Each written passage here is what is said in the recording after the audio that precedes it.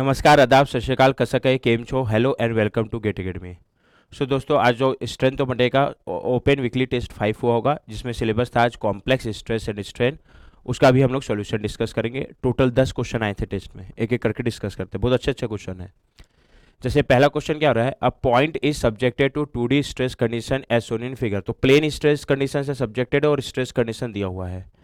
तो मेरे को क्वेश्चन में क्या पूछ रहा है, normal stress in the plane which is 30 degree anti clockwise from y face. Y face से जो 30 डिग्री एंटी क्लॉकवाइज डायरेक्शन में प्लेन होगा उसका नॉर्मल स्ट्रेस पूछ रहा है। इसके लिए हम लोग एनालिटिकल मेथड यूज करेंगे। और एनालिटिकल मेथड क्या बोलता है, पहले इस डायग्राम को अलग से कॉपी कर लेता हूं।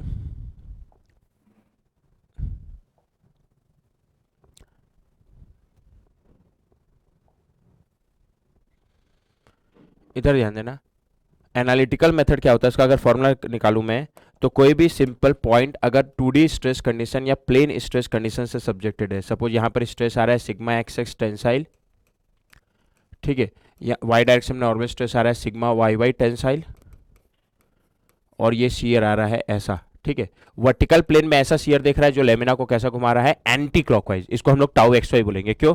क्योंकि ये एक्स फेस में लग रहा है, ये फेस मेरा एक्स फेस है क्योंकि इसका परपेंडिकुलर एक्सिस एक्स है, उसमें वाई डायरेक्शन में लग रहा है, इसलिए ये टाउ एक्स वाई हो गया। और वर्टिकल प्लेन में अभी ऐसा एरो लिया हो जो लेमिना को एंटी क्लॉकवाइज घुमाना। अच्छा, ये एंटी क्लॉकवाइज घुमा रहा है, तो हॉरिजॉन्टल प्लेन में ऐसा एरो आएगा जो लेमिना को क्लॉकवाइज घुमाएगा, ठीक है। क्योंकि एक शियर है और दूसरा complementary shear, shear anti clockwise घुमा रहा है तो कॉम्प्लीमेंट्री शियर क्लॉकवाइज घुमाएगा। Clear point? और दोनों की वैल्यू सेम होगी। अब अगर हम लोग ये लेके चले हैं तो किसी भी इंक्लाइन प्लेन पे ना नॉर्मल स्ट्रेस निकालने का फॉर्मूला होता है, ये फॉर्मूला होता है सिग्मा डेस। पहले फॉर्मूला लिख दे रहा हूं क्योंकि पूरे यूनिट में ये यूज करेंगे अभी। Sigma x x plus sigma Y Y divide by 2 plus in bracket sigma x x minus sigma Y Y divide by 2 cos 2 theta plus tau x Y sine 2 theta. हो सकता है कुछ book में थोड़ा सा तुम लोग को अलग फॉर्मूला देखने को मिले, कहीं जहां मेरा प्लस है वहां माइनस देखने मिले। उसका कारण यह हो सकता है कि वो एक अलग साइन कन्वेक्शन से उस फॉर्मूले को डिराइव किया होगा। तो अभी मैं ये फॉर्मूला लिखा हूं, उसका साइन कन्वेक्शन बता दूंगा, बस वो साइन कन्वेक्शन याद रखना, ठीक है। कभी क्वेश्चन गलत नहीं करोगे जब भी इस क्वेश्चन को, इस टाइप के क्वेश्चन को एनालिटिकल मेथड से सॉल्व कर रहे हो। वैसे भी किसी भी इंक्लाइन प्लेन का, तो नॉर्मल स्ट्रेस निकालने का फॉर्मूला हो गया। वैसे भी किसी इंक्लाइन प्लेन का 2D स्ट्रेस कंडीशन के लिए शियर स्ट्रेस निकालने का फॉर्मूला होता है, उसको अगर मैं टाउ डेस बोलूं, minus in bracket sigma x x minus sigma Y Y divide by 2 sine 2 theta plus tau x y. एक दो बार रीड करना, ये फॉर्मूले याद हो जाएंगे, ठीक है। इसमें हर टर्म में प्लस आएगा और इसके साथ कॉस 2 थीटा, इसके साथ साइन 2 थीटा। टाउडेस वाले में ये टर्म नहीं आता और पहले टर्म में सामने माइनस दिख जाएगा, दूसरे टर्म में प्लस ही रहेगा, और जहां कॉस 2 थीटा था वहां साइन 2 थीटा, जहां साइन 2 थीटा था वहां कॉस 2 थीटा। एक दो बार रीड करोगे फॉर्मूला याद हो जाएगा। अब इंपॉर्टेंट ये है कि इसका मेरे को साइन कन्वेंशन समझना पड़ेगा। साइन कन्वेंशन कहने का मतलब क्या है, सबसे पहले तो आरएचएस में क्या क्या देखने को मिल रहा है, sigma x x sigma Y y tau x y. ये जो स्ट्रेस कंडीशन है वर्टिकल और हॉरिजॉन्टल प्लेन का, यहां मैं जो ड्रॉ किया हूं, अगर वर्टिकल प्लेन हॉरिजॉन्टल प्लेन का ऐसा स्ट्रेस कंडीशन दिया है तो प्लस साइन के साथ वैल्यू पुट करना, मतलब ये पॉजिटिव साइन कन्वेक्शन वाला है। इसका उल्टा एरो दिया है तो माइनस के साथ, यानी सिग्मा एक्सेस और सिग्मा वाई वाई की बात करूं तो मैं टेंसाइल लेके चला हूं क्या, तो अगर सिग्मा एक्सेस आरएचएस में जो पार्ट आ रहा है उसका बात कर रहा हूं, अगर सिग्मा एक्स एक्स और sigma Y y, sign convention लिख दे रहा हूं ताकि ये, क्योंकि पूरे यूनिट में यूज करना। आरएचएस में क्या क्या आ रहा है, sigma x x sigma Y Y और टाउ एक्स वाई। पहले sigma x x sigma y बात करें तो ये नॉर्मल स्ट्रेस है। अगर ये नॉर्मल स्ट्रेस टेंसाइल नेचर का है तो हम लोग को पॉजिटिव साइन के साथ पुट करना है, और कंप्रेसिव नेचर का है तो नेगेटिव साइन के साथ पुट करना है। अगला आरएचएस में टाउ एक्स वाई आ रहा है, क्या जानबूझ के मैं टाउ एक्स वाई लिया हूं, tau x y vertical plane का शियर है, बाकी tau x y y x दोनों सेम है। पर अगर तुम लोग टाउ एक्स वाई या वर्टिकल प्लेन के शियर को देख रहे हो, एक्चुअल में इसका साइन कन्वेक्शन लेना है मैट्रिक्स के हिसाब से। मैट्रिक्स पढ़े हो ना, मैट्रिक्स में शियर स्ट्रेस का साइन कन्वेक्शन बताया हूंगा मैं कि पॉजिटिव फेस में पॉजिटिव डायरेक्शन या नेगेटिव फेस में नेगेटिव डायरेक्शन, मतलब फेस और डायरेक्शन दोनों पॉजिटिव या दोनों नेगेटिव है तो शियर स्ट्रेस पॉजिटिव होता है। फेस और डायरेक्शन में एक पॉजिटिव और एक नेगेटिव है तो शियर स्ट्रेस नेगेटिव होता है। तो या तो इसको मैट्रिक्स के हिसाब से लो, जब ये मैट्रिक्स के हिसाब से पॉजिटिव है तो फॉर्मूले के लिए टाउ एक्स वाई पॉजिटिव, जो आरएचएस में टाउ एक्स वाई आ रहा है, ठीक है। मैट्रिक्स के हिसाब से नेगेटिव है तो फॉर्मूले में नेगेटिव। या फिर क्या करो, वर्टिकल प्लेन का शियर देखो यानी टाउ एक्स वाई को, और वर्टिकल प्लेन का शियर अभी लेमिना को कैसा घुमा रहा है, एंटी क्लॉकवाइज। तो अगर वर्टिकल प्लेन के शियर का एरो ऐसा है कि वो लेमिना को एंटी क्लॉकवाइज घुमाए तो प्लस लो और क्लॉकवाइज घुमाए तो माइनस। उसका कारण क्या है कि अगर वर्टिकल प्लेन में ऐसा एरो आ रहा है शियर का तो मैट्रिक्स का ही साइन कनेक्शन फॉलो करेगा, बट ये वर्टिकल प्लेन का देखोगे, हॉरिजॉन्टल प्लेन में उल्टा हो जाएगा।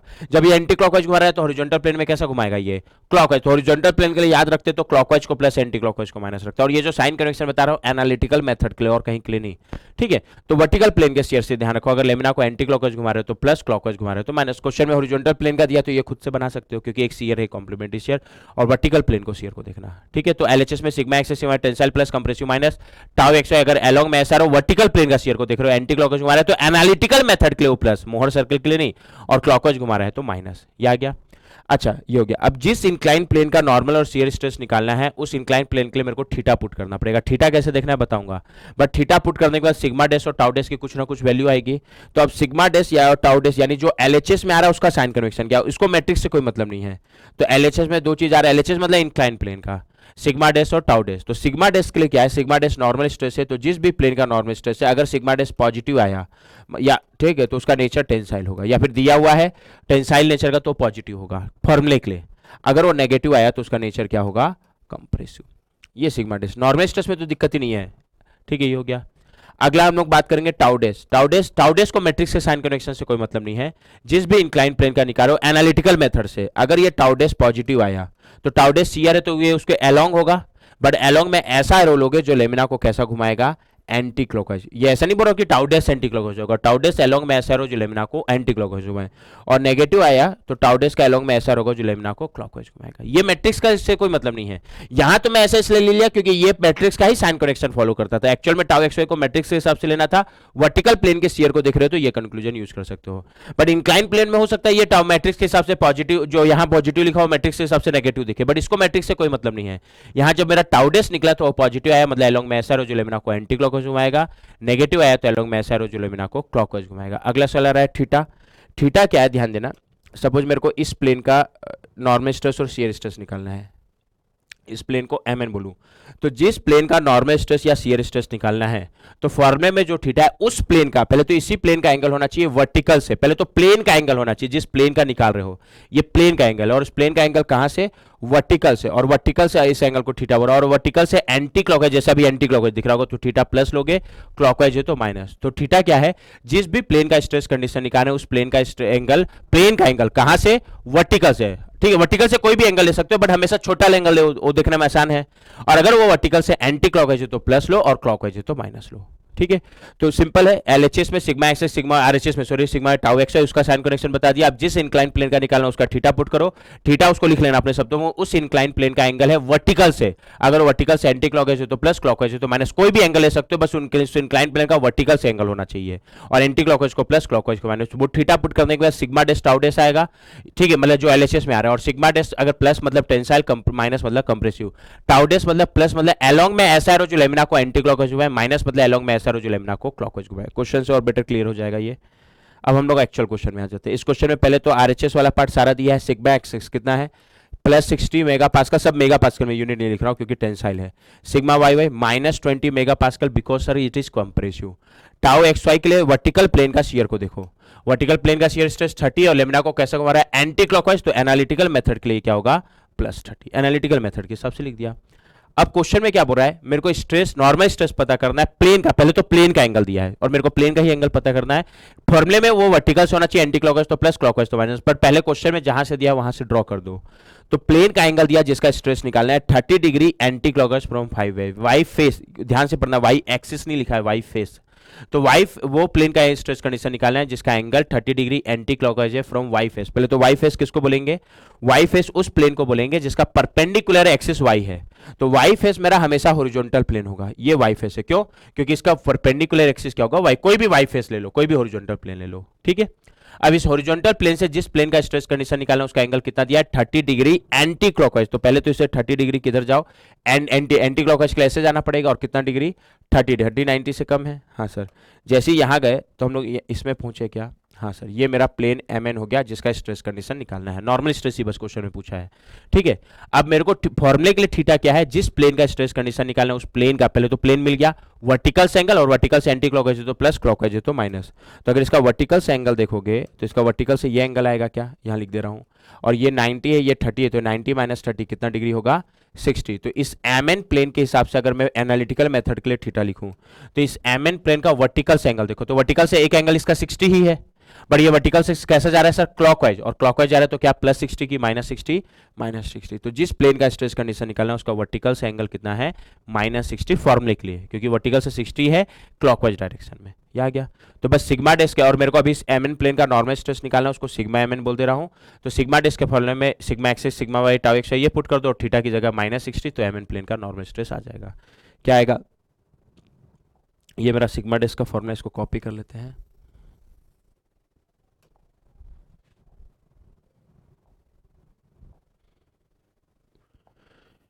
क्लियर है। पहले तो क्वेश्चन में क्या क्या दिया है, सिग्मा एक्स एक्स 60 है, सिग्मा वाई -20। अभी एक पार्ट तो कैलकुलेशन है, sigma x x 60, sigma Y y -20, 60 और ये -20, और tau x Y analytical method के हिसाब से कितना है +30।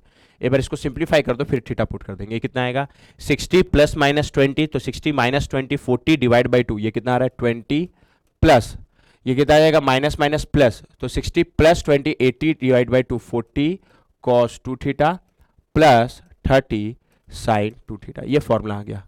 अब एम एन प्लेन का नॉर्मल स्ट्रेस निकालना है, तो एम एन प्लेन के लिए थीटा कितना है -60, तो यहाँ थीटा की जगह -60 पुट कर दो, तो एम एन प्लेन का नॉर्मल स्ट्रेस पुट जाएगा। कितना आ रहा है, अब वो कैलकुलेशन है कर लेना, 20 + 40 cos, यहाँ थीटा की जगह -60, तो ये -120 हो जाएगा क्या, हाँ सर, प्लस 30 साइन, थीटा की जगह -60, तो ये -120। अभी कैलकुलेशन है, कैलकुलेटर है, तुम लोग गैस कर लेना कितना आएगा, उसको सिंप्लीफाई करो तो 40 cos -120 30 साइन, यार है -25.98 मेगा पास्कल। मतलब इसका मैग्नीट्यूड कितना होगा 25.98 मेगा पास्कल, और ये नॉर्मल स्ट्रेस है, तो इसमें माइनस क्या बताएगा, इसका नेचर अगर अलग से पूछता है तो क्या होगा, कंप्रेसिव। तो इस एम एन प्लेन यानी जिसका y face angle 30 degree anti clockwise था, उसका नॉर्मल स्ट्रेस कितना है 25.98 mega pascal compressive, 25.98 mega pascal compressive. कौन सा ऑप्शन मैच कर रहा है सर, ऑप्शन डी। तो फर्स्ट क्वेश्चन का क्या आंसर है, ऑप्शन डी। अच्छा क्वेश्चन था ये, ठीक है। अब नेक्स्ट क्वेश्चन में मूव करते हैं, फर्स्ट हो गया, सेकंड क्वेश्चन ध्यान देना। सेकेंड कंडीशन में इस एम एन प्लेन का स्ट्रेस कंडीशन पूछा है, सिंपल एम एन प्लेन का स्ट्रेस मतलब नॉर्मल स्ट्रेस और शियर स्ट्रेस, और ऑप्शन कैसे दिया हुआ है, ये ड्रॉ करके दिया हुआ है, मतलब प्रॉपर एरो के साथ बताना, और इंक्लाइन प्लेन का पता है normal stress positive, analytical method से अगर सॉल्व कर रहे हो तो पॉजिटिव आया तो टेंसाइल, नेगेटिव आया तो कंप्रेसिव, शियर स्ट्रेस पॉजिटिव अगर एनालिटिकल मेथड से, तो एलोंग में ऐसा एरो जो लेमिना को एंटी क्लॉकवाइज घुमाएगा, नेगेटिव आया तो ऐसा एरो एलोंग में जो लेमिना को क्लॉकवाइज घुमाएगा इंक्लाइन प्लेन के लिए, ठीक है। तो क्या आ जाएगा, सबसे पहले तो आरएचएस वाला पार्ट वर्टिकल और हॉरिजॉन्टल प्लेन का स्ट्रेस कंडीशन दिया है, तो ये वर्टिकल प्लेन का नॉर्मल स्ट्रेस यानी ये सिग्मा एक्स एक्स से क्या है, कितना है 100 मेगा पास्कल कंप्रेसिव, तो एनालिटिकल मेथड में फॉर्मूले में इसका वैल्यू क्या होगा -100 वाई, ठीक है। सिग्मा वाई वाई दिया है 20 मेगा पास्कल टेंसाइल, तो फॉर्मूले के लिए इसका वैल्यू कितना होगा +20।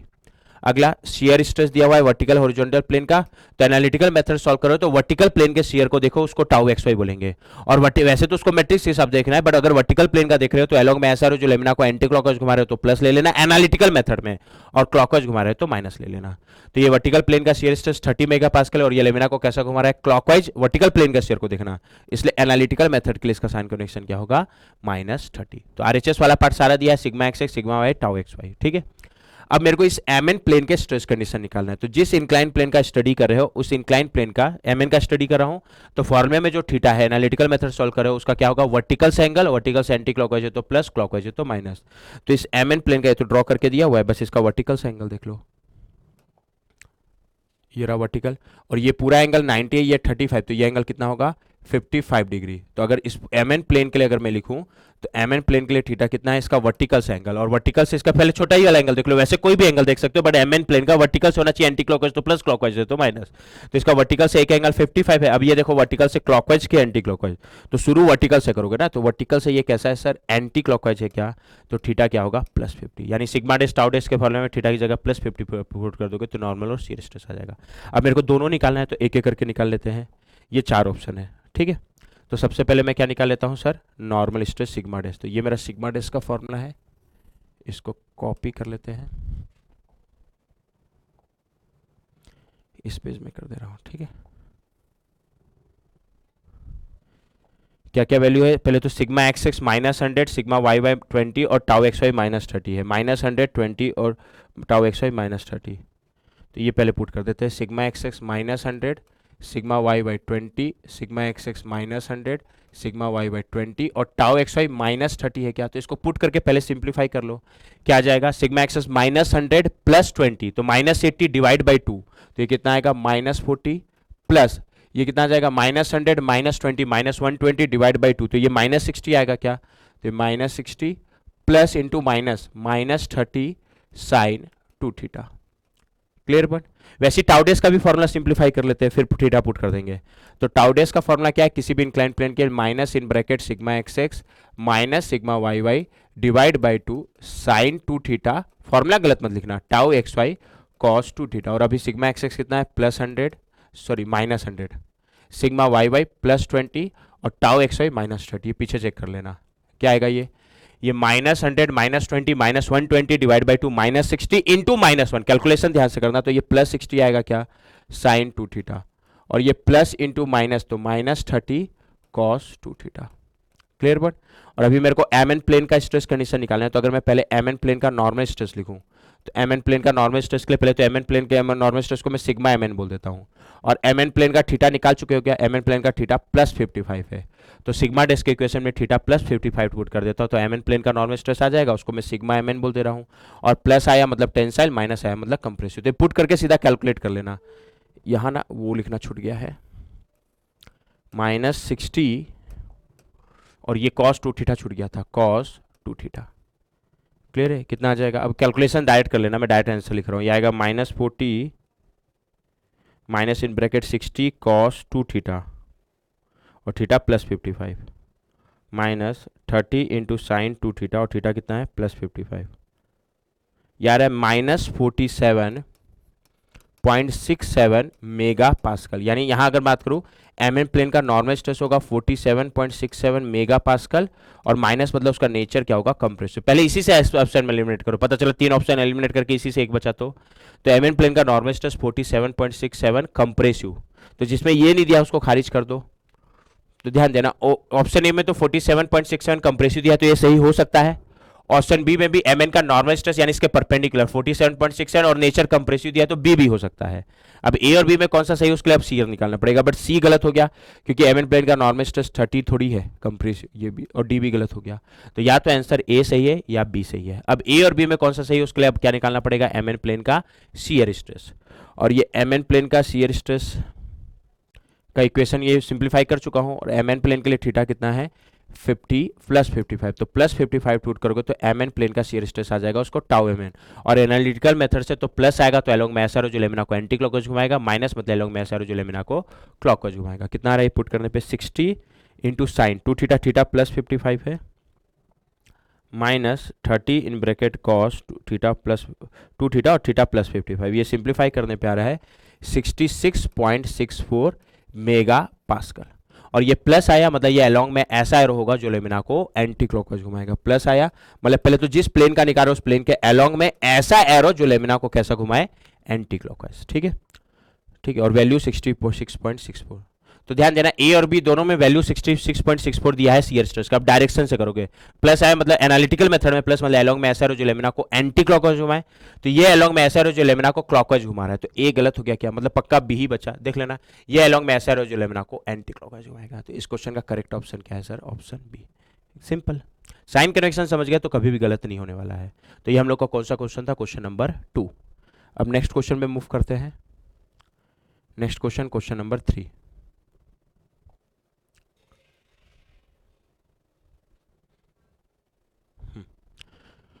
क्वेश्चन नंबर 3 में क्या बोल रहा है, the stress condition of a point is shown in figure, again उसमें sigma x sigma tau x देख लेंगे, और which option is correct regarding principal plane. तो 2D एनालिसिस है, ऑप्शन भी वैसे दिया, तो 2 प्रिंसिपल स्ट्रेस आएगा। चारों ऑप्शन में देखना, चारों ऑप्शन में ना यहाँ जैसे नॉर्मल 110 दिया है 10, यहाँ 110 इधर, इधर 10, इधर 110 10 100, मतलब चारों में 2 प्रिंसिपल स्ट्रेस की वैल्यू सेम दी हुई है 110 और 10, मतलब ये पक्का है कि 2 प्रिंसिपल स्ट्रेस 110 और 10 आएगा, कैलकुलेट किए बिना बता सकते हो क्योंकि चारों ऑप्शन में वही है। बस उसका प्लेन पता करके कौन सा प्लेन 110 मेगापास्कल वाले प्रिंसिपल स्ट्रेस के लिए और कौन सा प्लेन 10 मेगापास्कल प्रिंसिपल, ये पता करना है। फिर भी हमेशा जरूरी थोड़ी कि चारों ऑप्शन 110 और 10 ही दे, तो हम लोग एक बार कैलकुलेट करके देख लेते हैं कि 110 और 10 आ रहा है कि नहीं। ठीक है, तो उसके लिए पहले, और अभी एनालिटिकल मेथड अगेन यूज करेंगे, जब भी प्रिंसिपल प्लेन का लोकेशन पता करना हो, sigma x x sigma y tau x Y दिया है तो अगेन एनालिटिकल मेथड बेस्ट है, अगर फॉर्मूला याद है तो। ठीक है। बाकी प्रिंसिपल स्ट्रेस की तो वैल्यू हमेशा निकली जाएगा, उसका तो फॉर्मूला याद रखना ही है। जैसे अभी क्वेश्चन में क्या है, सिग्मा एक्स एक्स कितना है सर, एनालिटिकल मेथड के हिसाब से लिख रहा हूँ, +100 mega pascal, sigma Y y +20 mega pascal, और tau x y vertical plane के शियर को देखो, और एनालिटिकल मेथड से देख रहे हो तो ये लेमिना को कैसे घुमा रहा है, एंटी क्लॉकवाइज, तो टाउ एक्स वाई क्या पुट करोगे, +30। वर्टिकल प्लेन के शियर को देखना अगर एनालिटिकल से सॉल्व कर रहे हो। अब 2D स्ट्रेस कंडीशन में कभी भी मेरे को प्रिंसिपल स्ट्रेस की वैल्यू निकालना हो, तो वैल्यू निकालने का तो डायरेक्ट फॉर्मूला है sigma 1, 2 equal to sigma x x plus sigma Y Y divide by 2 plus minus R, R लोगे प्लस लोगे तो सिग्मा 1, माइनस लोगे तो सिग्मा 2, ठीक है। बट उसके लिए पहले आर निकालना पड़ेगा, आर यहाँ ही निकाल देता हूँ। आर निकालने का फॉर्मूला होता है square root of sigma x x minus sigma Y Y divide by 2 whole square plus tau. ये तो कोई भी मेथड यूज करो, ये तो फॉर्मूला है प्रिंसिपल स्ट्रेस का, ये हमेशा वैलिड है, ठीक है। अभी सिग्मा एक्स एक्स कितना है, +100 माइनस सिग्मा वाई वाई कितना है 20 divide by 2 whole square plus tau x Y कितना है +30 का स्क्वायर। खैर टाउ एक्स वाई में यहाँ फर्क नहीं पड़ेगा, प्लस पुट करो कि माइनस, क्योंकि उसका स्क्वायर होकर प्लस ही हो जाएगा। इसको सिंप्लीफाई करो तो ये 40 स्क्वायर प्लस 30 स्क्वायर, उसका स्क्वायर रूट कैलकुलेशन कर लेना, कितना आ रहा है कैपिटल आर 50 मेगा पास्कल, ठीक है। और सिग्मा एक्स एक्स कितना है 100, सिग्मा वाई वाई 20, यहाँ पुट कर दो, सिग्मा एक्स एक्स 100 सिग्मा 20, तो 100 + 20 120 डिवाइड बाई 2, ये क्या आएगा 60 प्लस माइनस आर, आर कितना है 50, प्लस लोगे तो सिग्मा 1 कितना मिल रहा है 110 मेगा पास्कल, सारा स्ट्रेस मेगा पास्कल में, मैं यूनिट बार बार नहीं बोल रहा हूँ। माइनस लोगे तो सिग्मा 2 कितना आ रहा है 60 माइनस 50 10 मेगा पास्कल, सेम आ गया, वो तो आना ही था। खैर sigma 1 110 mega pascal, sigma 2 10 mega pascal, क्योंकि चारों ऑप्शन में वही था। अब मेरे को बट प्रिंसिपल प्लेन भी बताना है ना ड्रॉ करके, तो सिग्मा 1 वाले प्लेन को P1 बोल रहा हूँ, P1 सिग्मा 1 जिस प्लेन पे नॉर्मल स्ट्रेस आ रहा है उस प्लेन का को P1 बोल रहा हूँ, मतलब सिग्मा 1 वाला प्लेन P1 है, सिग्मा 2 वाला प्लेन को मैं P2 बोल दे रहा हूं। तो मेरे को प्लेन P1 P2 पता करना है। ये हम लोग को पता है कि प्रिंसिपल प्लेन हमेशा परपेंडिकुलर होगा, तो अगर प्लेन P1 यानी सिग्मा 1 वाला प्लेन मिल गया तो सिग्मा 2 वाला प्लेन उसका परपेंडिकुलर होगा, ये कर सकते हो, ठीक है। अब कभी भी प्रिंसिपल प्लेन निकाल रहे हो एनालिटिकल मेथड से, तो प्रिंसिपल प्लेन का एंगल निकालने का फॉर्मूला होता है एनालिटिकल मेथड में tan 2 theta p equal to, ऊपर में टाउ एक्स वाई ऐसे याद रखते हो, दो टर्म है टाउ एक्स वाई और एक sigma x x minus sigma Y Y divide by 2, तो ऊपर में टाउ एक्स वाई आएगा, तो tan 2 theta p equal to होता है tau x Y upon sigma x x minus sigma Y divide by 2, और यहाँ एनालिटिकल के हिसाब से फॉर्मूला पुट करोगे, यहाँ से 2 थीटा पी आएगा, एक जो कैलकुलेटर से डायरेक्ट आएगा, अगले के लिए यहाँ से 2 थीटा पी निकलेगा, तो 2 थीटा पी की अगली वैल्यू के लिए 188 करते हैं, तो थीटा पी की अगली वैल्यू के लिए 98 कर देना। उसमें एक थीटा पी सिग्मा 1 वाले प्लेन के लिए यानी P1 के लिए होगा, और एक सिग्मा 2 वाले प्लेन यानी P2 के लिए। और एनालिटिकल मेथड से आया है, यानी प्लेन का एंगल कहां से आएगा, जब भी प्लेन का एंगल लिख रहे हो तो वर्टिकल से, और प्लस मतलब एंटी क्लॉकवाइज, माइनस मतलब क्लॉकवाइज।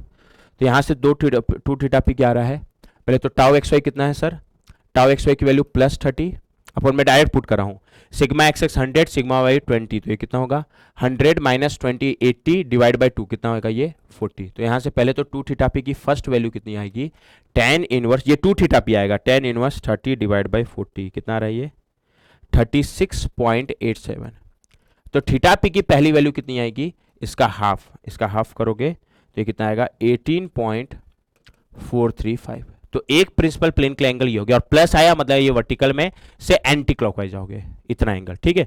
तो अगला प्रिंसिपल प्लेन के लिए 2 थीटा पी में 188 करते, तो थीटा पी में कितना ऐड कर दो 90, और 90 ऐड करोगे तो कितना आएगा 108.435। खैर ये ड्रॉ कर लिए तो उससे उसका परपेंडिकुलर ड्रॉ कर देना, तो दूसरा प्रिंसिपल प्लेन मिल जाएगा, ठीक है। लेकिन ये दिक्कत है कि इसमें से कौन सा एंगल प्रिंसिपल प्लेन 1 के लिए है यानी सिग्मा 1 वाले प्लेन के लिए, कौन सा एंगल प्रिंसिपल प्लेन 2 के लिए यानी सिग्मा 2 वाले के लिए है, ठीक है। पर पहले एक बार इससे एलिमिनेट करने का कोशिश करो। तो जैसे ध्यान देना, एक प्लेन का एंगल आया 18.43 और प्लस आया मतलब वर्टिकल से एंटी क्लॉकवाइज डायरेक्शन में 18.43 जाओगे। जैसे इस प्लेन का एंगल वर्टिकल से एंटी क्लॉकवाइज में 18.43, तो ये सही हो सकता है, लेकिन यहां भी तो इस प्लेन का 18.43, बस इसको यहां 110 वाला प्लेन ले लिया यानी P1, यहां इसको 10 वाला है, तो A और B में कोई एक सही हो सकता है, और दूसरा तो उसका परपेंडिकुलर बनेगा, ये पता ही है।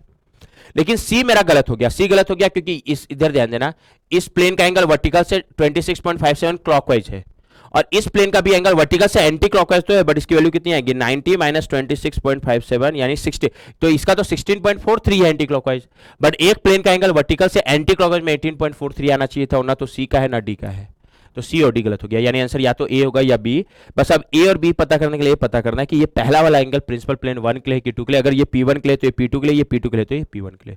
उसके लिए क्या करो, जो भी पहला वाला एंगल है ना उसको सिग्मा डैश के इक्वेशन में पुट कर दो, पक्का वो या तो सिग्मा 1 के बराबर आएगा या सिग्मा 2 के बराबर। अगर सिग्मा 1 के बराबर तो ये P1 के लिए है, सिग्मा 2 के बराबर तो ये P2 के लिए है, तो इसको सिग्मा डैश के इक्वेशन में पुट कर देते हैं। और सिग्मा डैश का इक्वेशन क्या है, मैं थोड़ा क्या होता है, sigma x x plus sigma Y Y divide by 2 plus sigma x x minus sigma Y Y divide by 2 cos 2 theta plus tau x Y sine 2 theta.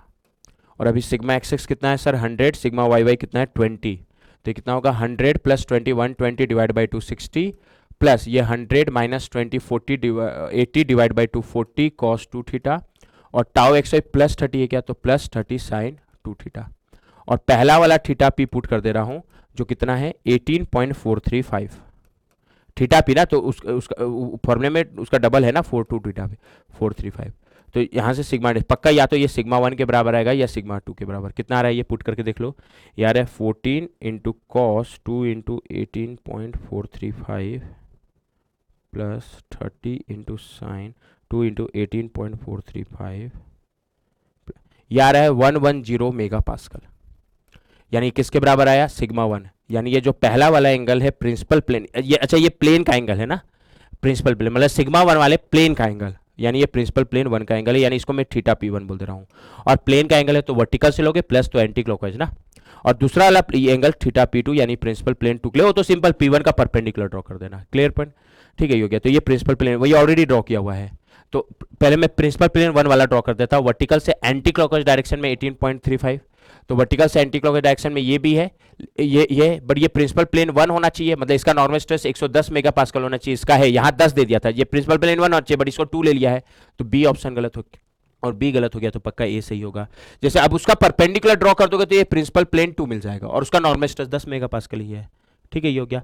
इस प्रिंसिपल प्लेन 2 का तुम लोग वर्टिकल से एंटी क्लॉकवाइज डायरेक्शन में एक angle देखोगे ना तो पक्का एक एंगल 108.435 मिलेगा। P1 ड्रॉ कर दिया ना तो P2 उसका केवल परपेंडिकुलर ड्रॉ कर दो। जैसे ना ये वर्टिकल है, ये एंगल देखना, ये एंटी क्लॉकवाइज एंगल है क्या, और ये एंगल पक्का तुम लोग को 108.435 दिखेगा ही दिखेगा, तो ये हो गया, ठीक है क्लियर। जैसे तुम लोग अलग से ड्रॉ कर रहे हो तो ये प्रिंसिपल प्लेन 1 ड्रॉ हो गया, तो प्रिंसिपल प्लेन 2 बस इसका परपेंडिकुलर में इधर ड्रॉ करो या इधर ड्रॉ करो उससे कोई फर्क नहीं पड़ेगा। और ये प्रिंसिपल प्लेन 1 है तो इसका नॉर्मल स्ट्रेस सिग्मा 1 यानी 110, ये प्रिंसिपल प्लेन 2 है तो इसका नॉर्मल स्ट्रेस सिग्मा 2 यानी 10। कौन सा ऑप्शन मैच कर रहा है sir, option A, clear point. तो ये कौन सा क्वेश्चन था, क्वेश्चन नंबर 3, ये भी अच्छा क्वेश्चन था, ठीक है। अब नेक्स्ट क्वेश्चन में मूव करते हैं, क्वेश्चन नंबर 4। क्वेश्चन नंबर 4 में क्या बोल रहा है, इस बीम में पॉइंट ए के स्ट्रेस कंडीशन का करेक्ट मोहर सर्कल पूछा है, कौन सा होगा, ठीक है इस टाइप का क्वेश्चन। उसके लिए क्या करो, पॉइंट ए के क्रॉस सेक्शन का पहले स्ट्रेस कंडीशन ड्रॉ कर लो। और स्ट्रेस कंडीशन कैसे ड्रॉ होगा, तो यहाँ पर पॉइंट ए जिस सेक्शन पे है ट्रांसवर्स लोडिंग है तो यहाँ कुछ ना कुछ बेंडिंग मोमेंट आ रहा होगा, कुछ ना कुछ शियर फोर्स। बेंडिंग मोमेंट के बाद बेंडिंग स्ट्रेस आएगा, उसका नेचर देखना है टेंसाइल की कंप्रेसिव। शियर फोर्स के कारण उसका शियर स्ट्रेस निकालना है, उसका नेचर देखना है कि क्रॉस सेक्शन में अलॉन्ग में कैसे हो रहा है, एंटी क्लॉकवाइज घुमा रहा है कि क्लॉकवाइज। उसके लिए पहले क्या करो, इस सेक्शन का बेंडिंग मोमेंट और शियर फोर्स देख लो। और यहाँ साइन इंपॉर्टेंट है, बेंडिंग मोमेंट पॉजिटिव आ रहा है कि नेगेटिव, शियर फोर्स पॉजिटिव आ रहा है कि नेगेटिव। यहाँ का बेंडिंग मोमेंट देखोगे ना तुम लोग, ये पॉइंट ए पी के इस साइड है, ठीक है। तो यहाँ का अगर तुम लोग यहाँ रिएक्शन निकालोगे तो यहाँ का रिएक्शन आएगा P/2, यहाँ का रिएक्शन आएगा P/2, ठीक है। यहाँ का बेंडिंग मोमेंट और शियर फोर्स, ठीक है। जैसे अगर इस डिस्टेंस को मैं x मान लूंगा, x की वैल्यू जो भी है बट L/2 से कम है, मतलब ये इसके इस साइड है, ठीक है। मेरे को ये पता है, या इसका BMD भी बना के देख सकते हो। यहाँ ना ये या तो अपने मन से कोई डिस्टेंस ले लो या बिना लिए बोल सकते हो। सिंपली सपोर्टेड बीम में अगर ऐसा लोडिंग है, इसका शियर फोर्स डायग्राम बनाओगे ना तो इसका शियर फोर्स डायग्राम ऐसा बनेगा, बस समझने के लिए बना दे रहा हूं, ये आ गया। और इसका तुम लोग बेंडिंग डायग्राम बनाओगे ना तो बेंडिंग डायग्राम ऐसा बनता है, बना के देख लेना। ये हाइट PL/4 होता है। तो यहां ध्यान देना, अभी ये सेक्शन जहां पर लिया हुआ है वहां का शियर फोर्स तुम लोग को नेगेटिव दिख रहा है क्या, हाँ सर शियर फोर्स यहाँ का क्या है, नेगेटिव है, ठीक है ये हो गया। साइन बस देखो, यहाँ का बेंडिंग मोमेंट तुम लोग को पॉजिटिव दिखेगा, बेंडिंग मोमेंट तो पूरे हर एक क्रॉस सेक्शन का पॉजिटिव आएगा, तो यहाँ का भी पॉजिटिव आएगा।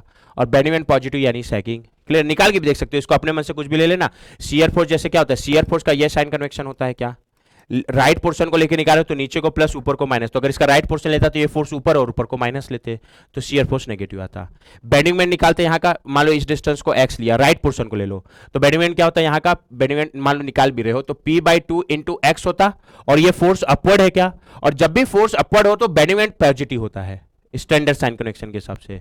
और शियर फोर्स राइट पोर्शन को लेके निकालते तो माइनस P/2 आता, मतलब यहाँ का शियर फोर्स नेगेटिव है और बेंडिंग मोमेंट पॉजिटिव है। अब बेंडिंग मोमेंट पॉजिटिव का मतलब क्या होता है, सैगिंग। और पहले बेंडिंग मोमेंट को देखो, यहां ड्रॉ कर लो, सैगिंग मतलब ऐसा क्या, और सैगिंग में क्या होगा, न्यूट्रल सरफेस के नीचे के लेयर में टेंशन आएगा, ऊपर के लेयर में कंप्रेशन आएगा।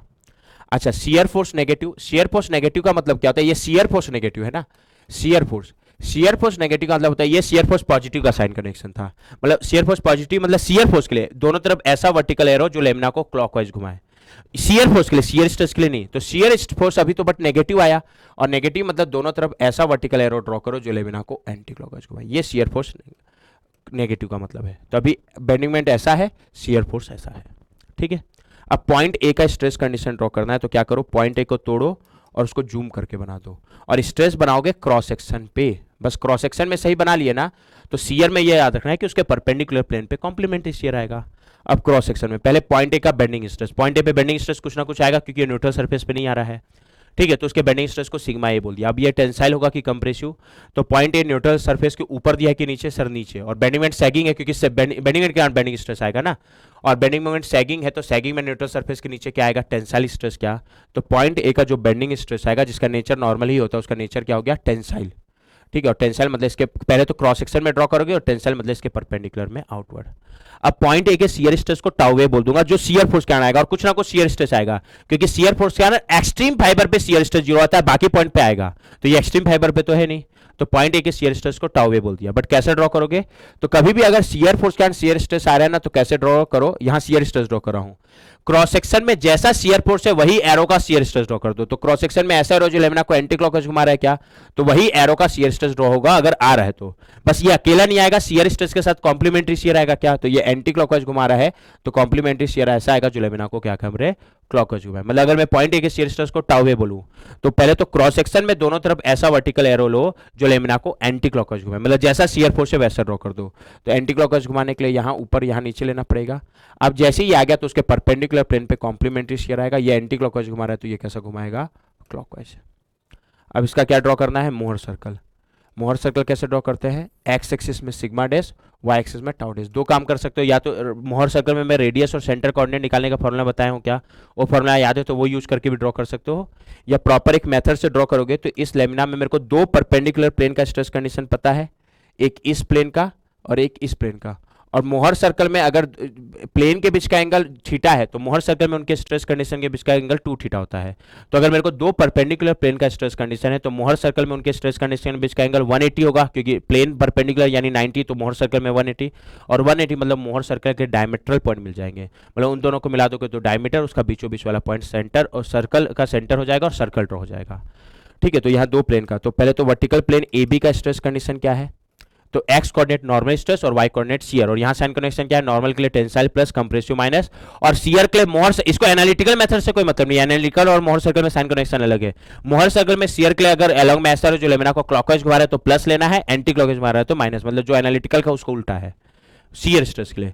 तो एक्स कोऑर्डिनेट तो नॉर्मल स्ट्रेस है सिग्मा ए, और टेंसाइल इसलिए प्लस सिग्मा ए, और वाई कोऑर्डिनेट शियर स्ट्रेस है, उसका मैग्नीट्यूड टाउ है, बट ये अलोंग में ऐसा जो लेमिना को एंटी क्लॉकवाइज घुमा रहा है तो मोहर सर्कल के लिए वो नेगेटिव है, तो ये माइनस टाउ है।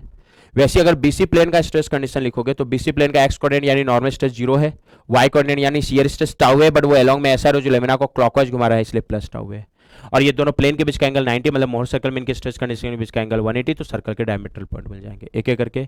पहले ए बी का stress condition x coordinate sigma A और वाई कोऑर्डिनेट प्लस टाउ है। एक्स कोऑर्डिनेट पहले तो सिग्मा ए मतलब पॉजिटिव एक्सिस में ले लिया, और ये डिस्टेंस सपोज सिग्मा है, और वाई कोऑर्डिनेट माइनस टाउ है, ठीक है। तो वाई कोऑर्डिनेट एक तो नेगेटिव वाई एक्सिस में होगा और उसका हाइट टाउ ए होगा, तो ये हाइट टाउ ए, ये हो गया।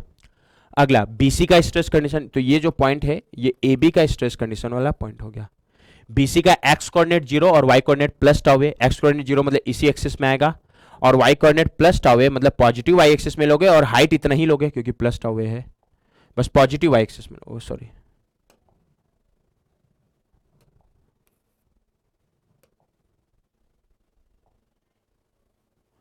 बस पॉजिटिव वाई एक्सिस में लोगे,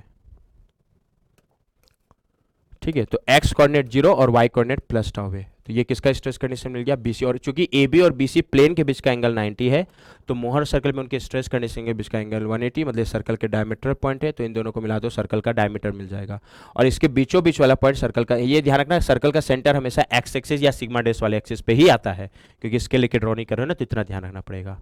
तो ये सर्कल का सेंटर और ये सर्कमफ्रेंस का पॉइंट, तो क्या ड्रॉ जाएगा, सर्कल किधर जा रहा है, ये ध्यान देना ना, कुछ ऐसा ड्रॉ होगा जब भी जैसे अभी तो कंफ्यूजन नहीं है, तो इसका सेंटर एक्स एक्सिस पे, तो इसका major portion positive X axis पे आ रहा है, और कुछ portion negative X axis side भी गया है, ठीक है, जैसे कंफ्यूजन होता है ना कि कुछ पोर्शन सर इधर जाएगा कि नहीं जाएगा, अभी तो कंफ्यूजन नहीं है क्योंकि इसको लेके सर्कल बनाओगे तो इधर ही जाएगा। तो क्या किया करो, उसका रेडियस और सेंटर का कोऑर्डिनेट निकाल लिया करो, और रेडियस और सेंटर कोऑर्डिनेट निकालने का फॉर्मुला भी पता है और यहां से भी निकाल सकते हो। जैसे सेंटर का एक्स कोऑर्डिनेट होता है sigma x x plus sigma Y divide by 2, और वाई कोऑर्डिनेट हमेशा 0 होता है। और रेडियस का फॉर्मुला क्या है, square root of sigma x x minus sigma Y divide by 2 का whole square plus tau x Y का होल स्क्वायर। अब ऐसे देखना, जैसे ये डिस्टेंस सेंटर का एक्स कोऑर्डिनेट हो गया, अब रेडियस अगर बड़ा है तो इसका इधर का छोर इधर ही जाएगा, मतलब नेगेटिव साइड जाएगा। रेडियस अगर इस डिस्टेंस से छोटा है तो इसका ये छोर इधर रहेगा, और रेडियस अगर इस डिस्टेंस के बराबर है तो इसका इधर का छोर ओरिजिन से ही पास होता हुआ जाएगा। वो थोड़ा सा दिमाग लगाओगे तो बन जाएगा, बट अभी इसका मोहर सर्कल ये बना क्या, कौन सा ऑप्शन से मैच खा रहा है, कौन से ऑप्शन से, option D. Major portion positive से एक्स एक्सिस साइड और कुछ portion negative X axis side. Clear, कौन सा ऑप्शन, ऑप्शन डी। अच्छा क्वेश्चन था ये, क्वेश्चन नंबर 4। अब नेक्स्ट क्वेश्चन में मूव करते हैं। नेक्स्ट क्वेश्चन क्या है, क्वेश्चन नंबर 5। अरे 4 के बाद तो 5 ही आएगा ना। क्वेश्चन में ये एमएसक्यू है, इसमें पूछ रहा है कौन सा ऑप्शन करेक्ट है प्योर शेयर के लिए। प्योर शेयर के लिए मैं कंक्लूजन लिखवा चुका हूं, और क्या बताया था, प्योर शेयर में कई लोग सोचते हैं जब भी नॉर्मल स्ट्रेस 0 तो प्योर शेयर नहीं। प्योर शेयर का मतलब होता है मैक्सिमम शेयर स्ट्रेस वाले प्लेन का नॉर्मल स्ट्रेस 0 होना चाहिए, और मैक्सिमम नॉर्मल शेयर स्ट्रेस वाले प्लेन का नॉर्मल स्ट्रेस निकालने का फॉर्मुला होता है sigma X X plus sigma Y Y divide by 2। तो मैं बोलूँ क्या, प्योर शेयर होने के लिए sigma X X plus sigma Y Y divide by 2 0 होना चाहिए, यानी sigma X X plus sigma Y divide 0 होना चाहिए। और sigma X X plus sigma Y दो परपेंडिकुलर प्लेन का नॉर्मल स्ट्रेस का सम है क्या, जो हमेशा कांस्टेंट होता है। तो प्योर शेयर के लिए दो परपेंडिकुलर प्लेन का नॉर्मल स्ट्रेस का सम 0 होना चाहिए। अगर ये 0 है तो वो हमेशा प्योर शेयर है, और प्योर शेयर के केस में हमेशा मैक्सिमम शेयर स्ट्रेस वाले प्लेन का नॉर्मल स्ट्रेस अपने आप 0 आ जाएगा। Clear point. और प्योर शेयर के लिए कुछ कंक्लूजन है, बस वो कंक्लूजन याद रखना। इस क्वेश्चन में क्या क्या पूछा है मेरे को नहीं पता। तो अगर दो परपेंडिकुलर प्लेन का नॉर्मल स्ट्रेस का सम 0 है तो प्योर, और कोई भी दो परपेंडिकुलर प्लेन ले सकते हो, जैसे एक्स और वाई लिया, मान लो मैं एक लिया sigma X dash plus sigma Y dash, और एक्स डैश और वाई डैश आपस में परपेंडिकुलर है, कोई भी रैंडम दो एक्सिस से डायरेक्शन है पर ये आपस में परपेंडिकुलर है, ठीक है, और आपस में तो दो परपेंडिकुलर प्लेन का नॉर्मल स्ट्रेस का सम 0 है तो प्योर शेयर होगा। प्योर शेयर के केस में जो मैक्सिमम शेयर स्ट्रेस है ना वो रेडियस ऑफ मोहर सर्कल यानी कैपिटल आर के बराबर आएगा, निकाल के देख लेना। और मैक्सिमम शेयर स्ट्रेस वाले प्लेन का नॉर्मल स्ट्रेस तो 0 आएगा, क्योंकि उसका फॉर्मूला होता है sigma x plus sigma divide by 2, sigma x plus sigma 0 है तो वो भी 0 हो जाएगा। प्योर शेयर के केस में अगर प्रिंसिपल स्ट्रेस निकालोगे ना तो सिग्मा 1 आर के बराबर आएगा, सिग्मा 2 माइनस आर के बराबर आएगा, मतलब दोनों प्रिंसिपल स्ट्रेस का मैग्नीट्यूड बात करोगे तो आर के ही बराबर है, यानी मैक्सिमम शेयर स्ट्रेस के बराबर, बस एक प्लस आर है और एक माइनस आर, और थर्ड प्रिंसिपल स्ट्रेस सिग्मा 3 0 होगा। ठीक है, प्योर शेयर इसके केस में ना जब मोहर सर्कल ड्रॉ करोगे तो उसका ओरिजिन सेंटर हमेशा ओरिजिन पे आएगा। क्यों, सेंटर का एक्स कोऑर्डिनेट होता है sigma x plus sigma divide by 2, और सिग्मा एक्स प्लस सिग्मा 0 है तो सेंटर का एक्स कोऑर्डिनेट 0 हो गया क्या, और वाई कोऑर्डिनेट तो 0 होता ही है, और सेंटर वाई कोऑर्डिनेट तो हमेशा ही 0 होता है सर्कल का, मोहर सर्कल का, तो सेंटर ओरिजिन पे आएगा, तो उसका मोहर सर्कल हमेशा ऐसा बनेगा जिसका सेंटर ओरिजिन हो और इसका रेडियस कैपिटल आर के बराबर होगा, जो टाउमेक्स भी है सिग्मा 1 कैपिटल आर के बराबर है और सिग्मा 2 माइनस आर, जहां R radius of Mohr circle है। अब ध्यान देना, which option are the correct for pure shear stress condition. A और एमएसक्यू है तो एक से ज्यादा ऑप्शन सही हो सकता है, तो चारों ऑप्शन को देखना पड़ेगा। Magnitude of maximum normal stress is same as maximum shear stress. Maximum normal stress का मैग्नीट्यूड इन तीनों में जो सबसे ज्यादा मैक्सिमम नॉर्मल स्ट्रेस, तीनों में सबसे ज्यादा कैपिटल आ रहा है क्या, बस मैग्नीट्यूड को देखो, और टाउमेक्स भी कैपिटल आ रहे क्या, तो दोनों का मैग्नीट्यूड सेम है, हाँ सर से है, तो ए ऑप्शन करेक्ट है। बट एमएसक्यू तो एक से ज्यादा सही हो सकता है ना, तो ए तो सही हो गया। अगला B, centre of the Mohr circle is origin, ये भी सही है, इसका सेंटर कहां पर आएगा, ओरिजिन पे, तो बी भी सही है। ये भूल भी गया तो सेंटर का x coordinate sigma x plus sigma divide by 2, sigma x plus sigma 0 तो 0 ही आ जाएगा, और वाई कोऑर्डिनेट तो 0 होता ही है। थर्ड बोल रहा है sigma x X equal to sigma Y Y, ये सही नहीं है ना, अरे मेरे भाई sigma x x plus sigma Y Y 0 होना चाहिए, तो यहां से क्या आएगा sigma x X equal to minus sigma Y Y आना चाहिए। एक स्पेशल केस में ये सही हो सकता था जब दोनों 0 हो, बट अभी यहां ऐसे लिखा है क्या, sigma X equal to sigma equal to 0 नहीं लिखा है, तो हमेशा 0 थोड़ी होगा, तो एक्चुअल में तो sigma x X equal to minus sigma Y Y है, तो सी गलत हो गया। और डी में यही बोला है sigma x X equal to minus sigma Y Y, यानी डी ऑप्शन करेक्ट है। तो प्योर शेयर के लिए कौन कौन सा ऑप्शन सही हो गया, यहाँ ए बी एंड डी, और एमएसक्यू था तो एक से ज्यादा ऑप्शन सही हो सकता है, तो इसका करेक्ट आंसर क्या, option A, option B and option D. Okay, कौन सा क्वेश्चन था, क्वेश्चन नंबर 5। नेक्स्ट क्वेश्चन में मूव कराऊं, नेक्स्ट क्वेश्चन नंबर सी। क्या हो रहा है, the stress matrix of a point is given below, 3D stress matrix है, तो इसका मैक्सिमम शियर स्ट्रेस निकालना है। 3D स्ट्रेस है तो पूरा 3D एनालिसिस करोगे और 3 प्रिंसिपल स्ट्रेस आएगा, सिग्मा 1, सिग्मा 2, सिग्मा 3। और स्ट्रेस मैट्रिक्स से प्रिंसिपल स्ट्रेस निकाल सकते हो जब भी 3D स्ट्रेस कंडीशन उसका आइगन वैल्यू ले लो। स्ट्रेस मैट्रिक्स का आइगन वैल्यू प्रिंसिपल स्ट्रेस को होता है। और principal stress sigma 1, sigma 2, sigma 3 निकल गया तो टाउ मैक्स कैसे निकालेंगे? Mod sigma 1 minus sigma 2 divide by 2, mod sigma 2 minus sigma 3 divide by 2, mod sigma 1 minus sigma 3 divide by 2। और इन तीनों के मैग्नीट्यूड में जो सबसे ज्यादा आएगा वो ओवरऑल मैक्सिमम शियर स्ट्रेस। तो पहले तो इस स्ट्रेस मैट्रिक्स का निकाल के इसका आइगन वैल्यू निकाल लो, वो इसका प्रिंसिपल स्ट्रेस होगा। इस मैट्रिक्स को मैं ए बोल देता हूं और इसका आइगन वैल्यू निकालना है। हाँ, ये पता है क्या, एक आइगन वैल्यू मैं इसका डायरेक्ट बता सकता हूं। कोई भी डायगोनल एलिमेंट, जैसे इस डायगोनल एलिमेंट को देखोगे, कॉरिस्पॉन्डिंग रो और कॉलम की बाकी सारी वैल्यू जीरो है, तो यही डायगोनल एलिमेंट एक आइगन वैल्यू होगा। मतलब इसका एक आइगन वैल्यू तो पक्का -50 होगा। बट बाकी तो नहीं बता सकते क्योंकि इस डायगोनल एलिमेंट का रो कॉलम का बाकी वैल्यू जीरो नहीं है, इसका भी जीरो नहीं है। बट एक आइगन वैल्यू मेरे को पहले से पता है -50 होगा। अब कैसे निकालोगे? तो इस मैट्रिक्स को ए बोल देता हूं और आइगन वैल्यू निकालने का तरीका क्या होता है? Determinant A minus lambda equal to 0, जहां आई क्या होता है? जितने ऑर्डर का ओरिजिनल मैट्रिक्स है उतने ऑर्डर का आइडेंटिटी मैट्रिक्स। आइडेंटिटी मैट्रिक्स मतलब डायगोनल एलिमेंट 1 होगा और रेस्ट ऑफ द एलिमेंट कितना होगा? 0। अब सिंपली क्या करो, determinant A minus lambda equal to 0। ध्यान है, तो डिटर्मिनेंट ए तो ये है माइनस लेमडा इंटू आई। अब आई में केवल डायगोनल एलिमेंट में 1 आ रहा है, बाकी 0 है, तो डायगोनल एलिमेंट लेमडा इंटू 1 करोगे तो लेमडा हो जाएगा, बाकी तो 0 ही रहेगा। तो पहले डायगोनल को सेट कर लो, 60 माइनस लेमडा इंटू 1, तो ये कितना हो जाएगा? 60 माइनस लेमडा। वैसे ये डायगोनल एलिमेंट क्या होगा? -20 माइनस इधर लेमडा इंटू 1 तो माइनस लेमडा, ये -50 माइनस लेमडा इंटू 1 तो minus lambda. Rest of the element जैसा ओरिजिनल मैट्रिक्स ए है वैसे ही आ जाएगा, क्योंकि जैसे ये -30 माइनस लेमडा इंटू 0 तो लेमडा इंटू 0 तो 0 ही होगा, क्योंकि बाकी जगह आइडेंटिटी मैट्रिक्स में 0 है। तो ये -30, ये 0, ये 0, ये -30, 0, 0 इक्वल टू 0। ठीक है, बस अब ये डिटर्मिनेंट को 0 कर दो, उससे लेमडा की 3 वैल्यू आएगी। एक वैल्यू मेरे को पहले से पता है कि -50 ही आना है, और वो 3 वैल्यू ही इसका क्या हो जाएगा? इसका आइगन वैल्यू। कैसे निकालोगे? तो इसका मैट्रिक्स लिखाना है तो उस रो को लेकर निकालो जिसमें ज्यादा 0 आ रहा है, तो इस रो को लेकर निकाले तो इसमें ज्यादा 0 है, और ये दोनों 0, तो इसको यूज करने की जरूरत नहीं है, बस इसको यूज कर लो। ये कितना है? -50 माइनस लेमडा। अब इसके आगे पहले तो प्लस की माइनस, तो ये थर्ड रो थर्ड कॉलम है क्या? और थर्ड रो यानी 3, थर्ड कॉलम यानी 3, और 3 और 3 को जोड़ोगे 6, इवन नंबर आया तो सामने कौन सा साइन लगाओगे? प्लस। और इसको लियो ना तो इसके करस्पॉन्डिंग रो और कॉलम को काट दो, जो बचा उसका डिटरमिनेंट बचा क्या है? 60 माइनस लेमडा -30 -30 -20 माइनस लेमडा, और ये इक्वल टू क्या? 0। अच्छा, जब ये कब 0 होगा? जब या तो ये पार्ट 0 हो या ये पार्ट 0 हो। इसको 0 करूंगा तो ये तो आ जाएगा, ये खैर मेरे को पहले से पता था, -50 माइनस लेमडा इक्वल टू 0। यहां से लेमडा निकालोगे तो -50 आ रहा है, तो एक आइगन वैल्यू तो मेरे को पहले से पता था -50 होगा ही। अगला आइगन वैल्यू यहां से निकालोगे, इस डिटरमिनेंट को 0 कर दो। और ये डिटरमिनेंट कैसे निकालोगे? इतना इंटू इतना माइनस इतना इंटू इतना, ये क्या होगा? 60 minus lambda into -20 minus lambda, और ये -30 इंटू -30 माइनस माइनस प्लस, और 30 इंटू 30 3 3 जा 9, 900 आएगा क्या? और ये इक्वल टू 0। यहां से बाकी दो आइगन वैल्यू निकल जाएगा। कितना आएगा? सिंप्लीफाई कर लो, minus lambda into minus lambda plus lambda square -60 lambda, और ये minus minus plus 20 lambda. Calculation ध्यान से करना, -60 लेमडा और माइनस माइनस प्लस 20 लेमडा, तो -60 प्लस 20 क्या होगा? -40 लेमडा। कैलकुलेशन ध्यान से करना, एक बार और चेक कर लेता हूँ। -60 लेमडा और ये माइनस माइनस प्लस 20 लेमडा, तो -60 प्लस 20 -40 होगा क्या? अगला ये प्लस इंटू माइनस माइनस 6 टू जाए, ये 1200 होगा, -900, और ये equal to 0। Lambda square -40 lambda और ये 1200, ये कितना होगा? -2100 इक्वल टू 0। यहाँ से बाकी दो आइगन वैल्यू निकल जाएगा। फॉर्मूला भी यूज कर सकते हो, क्या होता है? लेमडा इक्वल टू -b, तो b -40 है तो minus minus plus 40 plus minus √b square, तो -40 का स्क्वायर, माइनस का स्क्वायर तो प्लस ही होगा, -4ac, तो 4 इंटू 1 इंटू सी -2100 है तो माइनस माइनस प्लस हो जाएगा, और ये 4 इंटू 2100। कैलकुलेशन चेक कर लेना, डिवाइड बाई 2a ये आएगा।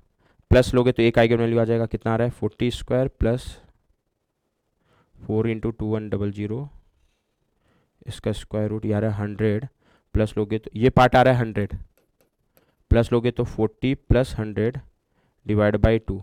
एक आइगन वैल्यू आ रहा है यहाँ से 70, माइनस लोगे तो 40। अब कैलकुलेशन तुम लोग का काम है, -100 डिवाइड बाई 2। एक आइगन वैल्यू आ रहा है -30। कैलकुलेशन चेक कर लेना, ठीक है, एक आइगन वैल्यू 70, एक -30, ठीक है। तो क्या क्या आ गया, 3 आइगन वैल्यू, इधर से 70 और -30 और उधर से -50। तो इस मैट्रिक्स के मैं डायरेक्ट लिख रहा हूँ 3 आइगन वैल्यू क्या क्या आएगा, कोई भी सीक्वेंस में लिख लो, 70 -30 -50। इसमें किसी भी एक को सिग्मा 1 बोल दिए, किसी भी एक को सिग्मा 2, किसी भी एक को सिग्मा 3। तो ये 3 प्रिंसिपल स्ट्रेस आ गया। अब मेरे को क्या निकालना है, overall tau max. Tau max कैसे निकालते हैं, mod sigma 1 minus sigma 2 divide by 2, mod sigma 2 minus 3/2, mod sigma 1 minus sigma 3 divide by, तीनों में जिसका मैग्नीट्यूड ज्यादा है, एक एक करके निकालूं। तो ये कितना आएगा, सिग्मा 1 70 है और माइनस सिग्मा 2 -30, तो माइनस माइनस प्लस हो जाएगा ना, डिवाइड बाई 2। तो ये यहाँ से वैल्यू कितनी आ रही है, 50। Mod sigma 2 minus sigma 3 divide by 2, sigma 2 कितना है, -30 माइनस सिग्मा 3 -50 डिवाइड बाई 2, ये क्या आएगा, माइनस माइनस प्लस हो जाएगा। तो 50 -30 20 डिवाइड बाई 2 कितना आएगा, 10। अगला mod sigma 1 minus sigma 3 divide by 2, mod sigma 1 कितना है, 70 minus sigma 3 -50 divide by 2, minus minus plus add हो जाएगा, 120 डिवाइड बाई 2, ये कितना आ रहा है, 60। तीनों में जिसका मैग्नीट्यूड है, तीनों में सबसे ज़्यादा 60 है क्या, तो इस क्वेश्चन में ओवरऑल मैक्सिमम शियर स्ट्रेस कितना हो जाएगा, 60 मेगापास्कल। और यही पूछा था, तो इस क्वेश्चन का आंसर कितना है, 60 megapascal. Question number 6, maximum shear stress कितना आया, 60 मेगापास्कल। अच्छा क्वेश्चन था ये भी। 6 के बाद अगला क्वेश्चन क्या है, क्वेश्चन नंबर 7। इसमें क्या पूछ रहा है, एप्सिलॉन एक्स दिया है, एप्सिलॉन वाई वाई दिया है, गामा एक्स वाई भी दिया हुआ है, और मेरे को final length of the elongated diagonal पूछ रहा है आफ्टर डिफॉर्मेशन। तो क्या करेंगे, इसमें 2 डायगोनल है, दोनों डायगोनल का नॉर्मल स्ट्रेस निकालो। Final length of the elongated diagonal बोला है ना, तो पक्का या तो एक डायगोनल, दोनों डायगोनल का नॉर्मल स्ट्रेस सेम आ रहा होगा, अगर अलग आ रहा होगा तो एक का पॉजिटिव आएगा, एक का नेगेटिव। जिसका पॉजिटिव आएगा वो इलोंगेट हो रहा होगा, जिसका नेगेटिव आ रहा होगा वो कॉन्ट्रैक्ट हो रहा होगा। तो मेरे को इलोंगेटेड डायगोनल का लेंथ पूछा है, तो वो वाला ले लूंगा जो पॉजिटिव आ रहा है, ठीक है। तो पहले तो दोनों डायगोनल का नॉर्मल स्ट्रेस निकाल लो, और वो वाला डायगोनल फिर ले लेना जो पॉजिटिव है। अब तो दोनों डायगोनल का नॉर्मल स्ट्रेस निकालना है। डायग्राम अलग से कॉपी कर लेता हूँ। Epsilon x x, epsilon Y Y और गामा एक्स वाई क्वेश्चन में दिया हुआ है साइन के साथ। अगर मेरे को epsilon x x, epsilon Y Y और गामा एक्स वाई दिया है ना, तो पहली चीज तो किसी भी इंक्लाइन डायरेक्शन का नॉर्मल स्ट्रेस निकालने का फॉर्मूला क्या होता है, तो जो तुम लोग का नॉर्मल स्ट्रेस निकालने का फॉर्मूला था ना, उसमें एनालॉगी क्या है, कॉम्प्लेक्स स्ट्रेस और कॉम्प्लेक्स स्ट्रेस में सिग्मा की जगह एप्सिलॉन, टाउ की जगह गामा बाई 2। तो नॉर्मल स्ट्रेस के फॉर्मूले में जहां सिग्मा था उसकी जगह एप्सिलॉन, जहां टाउ था उसकी जगह गामा बाई 2। तो जैसे किसी भी इंक्लाइन प्लेन का नॉर्मल स्ट्रेस सिग्मा डैश का जो फॉर्मूला था, तो पहले तो सिग्मा की जगह एप्सिलॉन, तो सिग्मा डैश की जगह एप्सिलॉन एक्स डैश पूछ लिया, लिख दिया बस। जहां एक्स डैश क्या होता है, एप्सिलॉन एक्स डैश क्या है, एक्स डैश डायरेक्शन का नॉर्मल स्ट्रेस।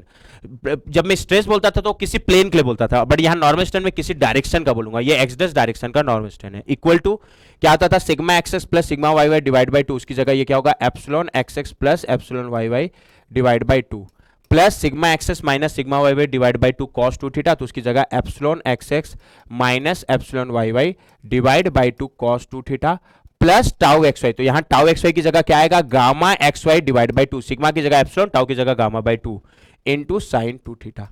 जहां बस epsilon X epsilon Y Y और गामा एक्स वाई तो मैट्रिक्स के हिसाब से लोगे, epsilon X epsilon Y Y tensile है तो प्लस, कंप्रेसिव तो माइनस, और गामा एक्स वाई मैट्रिक्स के हिसाब से, ठीक है।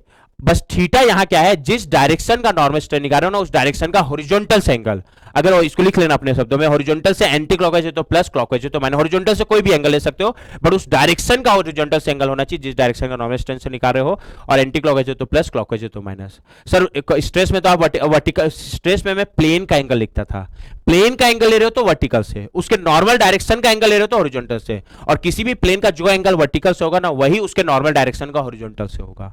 तो यहां हम लोग डायरेक्शन का एंगल ले रहे हैं इसलिए हॉरिजॉन्टल से लिया, ठीक है। जिस डायरेक्शन का नॉर्मल स्ट्रेन निकाला उस डायरेक्शन का हॉरिजॉन्टल से एंगल थीटा, एंटी क्लॉकवाइज तो प्लस, क्लॉकवाइज तो माइनस। अब एक एक करके, पहले मैं मान लो इस डायगोनल का नॉर्मल स्ट्रेन निकाल लेता हूं, दोनों का निकालना है, ठीक है। वो निकालने के लिए पहले epsilon X epsilon Y gamma x Y की वैल्यू तो फिक्स है, तो उसको पहले ही पुट कर दो, बार बार नहीं करना पड़ेगा। और इस ऑर्डर में पुट करूंगा 10⁻⁻⁴, ऑर्डर सेम रखना तो कैलकुलेशन आसान हो जाएगा। तो पहले तो सबको 10⁻⁻⁴ ऑर्डर में पुट करूंगा तो वो कॉमन आ जाएगा क्या, तो अब ऑर्डर देखने का जरूरत नहीं है, वो बाहर निकाल लिया हूं। तो epsilon x x 100, epsilon Y Y -50, 10⁻⁻⁴ बाहर ले लिया हूं। तो एप्सिलॉन एक्स एक्स 100 एक्चुअल में 10⁻⁻⁴ भी है, उसको बाहर ले लिया हूं, और एप्सिलॉन वाई वाई कितना है, -50, ठीक है, ठीक है। ये 100 और ऑर्डर बाहर ले लिया हूं, ये -50, और गामा एक्स वाई कितना है, -100, चेक कर लेना। तो ये कितना आएगा, इंटू 10⁻⁻⁴, सेम ऑर्डर रखना और ऑर्डर को बाहर ले लेना। क्या आएगा, ये 100 -50 50 डिवाइड बाई 2 कितना हो जाएगा, ये 25, प्लस ये 100 minus minus plus 50 150 divide by 2 कितना आएगा, 75 cos 2 theta, plus into minus minus 100 divide by 250 sine theta. अब जिस डायरेक्शन का नॉर्मल स्ट्रेन निकालना है उस डायरेक्शन का हॉरिजॉन्टल से एंगल, एंटी क्लॉकवाइज है तो प्लस, क्लॉकवाइज है तो माइनस। सपोज पहले मैं इस डायगोनल का नॉर्मल स्ट्रेन निकाल लेता हूं, इस डायगोनल को डायगोनल 1 बोला, तो इसका नॉर्मल स्ट्रेन, तो पहले तो इस डायरेक्शन का, जिस डायरेक्शन का नॉर्मल स्ट्रेन निकालना उस डायरेक्शन का हॉरिजॉन्टल से एंगल, तो पहले तो हॉरिजॉन्टल से छोटा एंगल निकाल के रख लो, ये एंगल निकाल लोगे, इसको एक बार के लिए अल्फा बोलो, अभी इसको थीटा मत बोलना, तो tan अल्फा क्या होगा, परपेंडिकुलर अपॉन बेस, अभी ये स्क्वायर है, ये भी 1 ये भी 1, तो परपेंडिकुलर भी 1 बेस भी 1, तो tan अल्फा 1 आएगा क्या, तो ये एंगल 45 आएगा क्या, स्क्वायर इसलिए 45 है, रेक्टेंगल होता तो अलग आता, अपने मन से 45 मत ले लेना। अब जिस डायरेक्शन का नॉर्मल स्ट्रेन निकालना उस डायरेक्शन का हॉरिजॉन्टल से एंगल 45 है।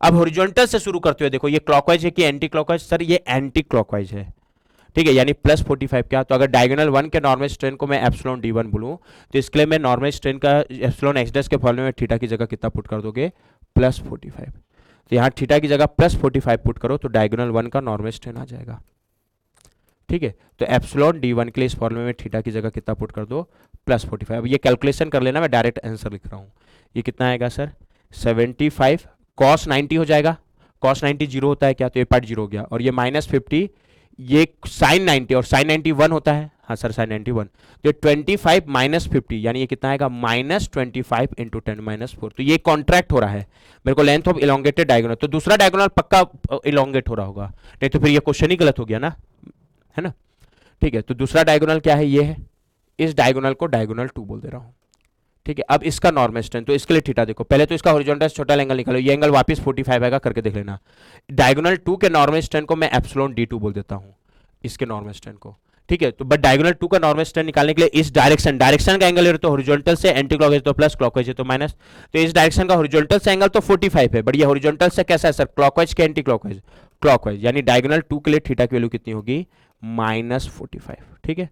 तो इस फॉर्मूले में थीटा की जगह माइनस 45 पुट कर दोगे तो डायगोनल 2 का नॉर्मल स्ट्रेन आ जाएगा क्या, कितना आएगा, पुट करके देखना, ये cos माइनस 90 हो जाएगा, cos माइनस 90 भी जीरो होता है तो ये पार्ट जीरो मैं डायरेक्ट कर रहा हूं, और ये sine minus 90, sine minus 90 minus 1 होता है, और ये माइनस माइनस प्लस 1 बन जाएगा क्या, तो ये कितना आएगा 10 टू द पावर माइनस 4, 25 प्लस 50, तो ये कितना आ रहा है 75 इंटू 10 टू माइनस 4, ठीक है।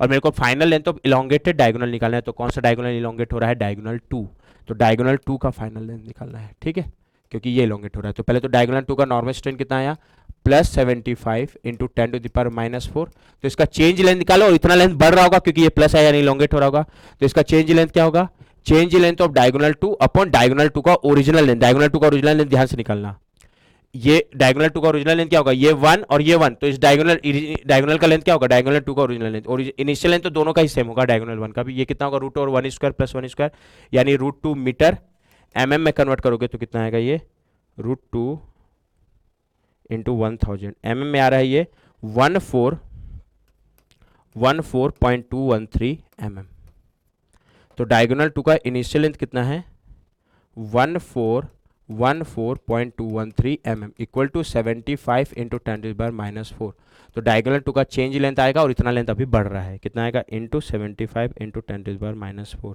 It is coming 10.606 mm। तो डायगोनल 2 का फाइनल लेंथ, इसको D2F बोल दे रहा हूं, तो इनिशियल लेंथ कितना है 1414.213, और लेंथ बढ़ रहा है इसलिए प्लस, कम होता तो माइनस, और कितना बढ़ रहा है 10.606, तो फाइनल लेंथ कितना होगा plus 1414.213, it is coming 1424.82 mm, तो 1424 फाइनल लेंथ कितना आ गया इलोंगेटेड डायगोनल का 1424.82 mm, और क्वेश्चन में mm में पूछा है, ये ध्यान देना ना किस यूनिट में पूछा है, 1424.82 mm, correct up to 3 decimal place पूछा है ना, तो लास्ट में आंसर 3 डेसिमल प्लेस तक पुट करना, 3 डेसिमल प्लेस तक निकाल रहे हो तो वो 819 आ रहा है, कैलकुलेटर में देख लेना, ठीक है, ये हो गया। तो ये क्वेश्चन नंबर 7 इसका आंसर आ गया। Next question number 8, the stress condition of a point is shown in figure, clear है, मेरे को टाउडेस बताना है। अच्छा टाउडेस का एरो क्वेश्चन में ड्रॉ करके दिया है, तो मेरा फाइनल आंसर इसी एरो के साथ आ रहा है तो प्लस पुट करोगे, इसका उल्टा आ रहा है तो माइनस, क्योंकि ये अपने मन से एरो नहीं लिया हूं, क्वेश्चन में ये एरो ड्रॉ करके दिया हुआ है, ठीक है। अब इसके लिए एनालिटिकल मेथड निकालना है इस इंक्लाइन, तो यहाँ पर ना टाउ डेस अननोन है, बट इस इंक्लाइन प्लेन का नॉर्मल स्ट्रेस दिया हुआ है। क्यों? क्योंकि वर्टिकल और हॉरिजॉन्टल प्लेन के स्ट्रेस कंडीशन में एक अननोन क्या हुआ है। जैसे यहाँ सिग्मा एक्स दिया है, फॉर्मूले में क्या होता है, आरएचएस में इंक्लाइन वर्टिकल हॉरिजॉन्टल प्लेन का आता है, और एलएचएस में इंक्लाइन प्लेन जिसका निकाल रहे हैं उसका आता है। ठीक है, तो इस इंक्लाइन प्लेन का स्टडी करूंगा, बट इस इंक्लाइन प्लेन का नॉर्मल दे दिया ऑलरेडी, इसलिए दिया क्योंकि वर्टिकल हॉरिजॉन्टल प्लेन में एक अननोन दिया है, sigma x sigma Y Y तो दिया हुआ है, बट टाउ एक्स वाई यहाँ अननोन है क्या। अच्छा, एनालिटिकल मेथड के लिए tau x Y plus tau है कि minus tau, tau x Y की वैल्यू टाउ दिया है।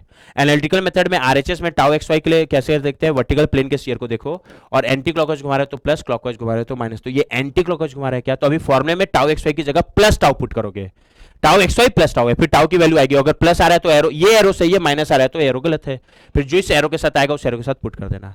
फिर जैसे, और टाउ एक्स वाई निकालने के लिए, टाउ एक्स वाई इस बार अननोन दिया है ना, प्लस टाउ है बट वो एक अननोन है, तो उसके लिए एक इंक्लाइन प्लेन का नॉर्मल स्ट्रेस दे दिया हुआ है, तो उसका इक्वेशन यूज करूंगा, और इस प्लेन के हिसाब से थीटा, नॉर्मल स्ट्रेस के इक्वेशन में थीटा पुट कर दूंगा, और नॉर्मल स्ट्रेस की जगह ये जो वैल्यू है साइन के साथ पुट करोगे, वो पुट कर दोगे तो टाउ एक्स, टाउ की वैल्यू निकल जाएगी क्या, बस टाउ एक्स वाई को प्लस टाउ, और जैसे टाउ निकल गया वो जिस जो आ रहा है जिस साइन के साथ कंसिडर कर लेना, और उसको टाउ एक्स वाई में पुट कर देना, तो टाउ एक्स वाई पता चल जाएगा। फिर जैसे टाउ एक्स वाई पता चल गया, sigma x sigma tau x Y, sigma x sigma Y तो ऑलरेडी दिया हुआ है, और टाउ एक्स पता चल गया, तो मैं किसी भी इंक्लाइन प्लेन का स्टडी कर सकता हूँ। तो फिर इस इंक्लाइन प्लेन का शियर स्ट्रेस पूछा वो निकाल लेना। ठीक है, बस शियर स्ट्रेस में यहाँ इस इंक्लाइन प्लेन का शियर स्ट्रेस को कितना दिया है क्वेश्चन में, टाउ डैश, बस मैट्रिक्स एनालिटिकल मेथड के साइन कनेक्शन के हिसाब से इस प्लेन का शियर स्ट्रेस को पुट कर देना।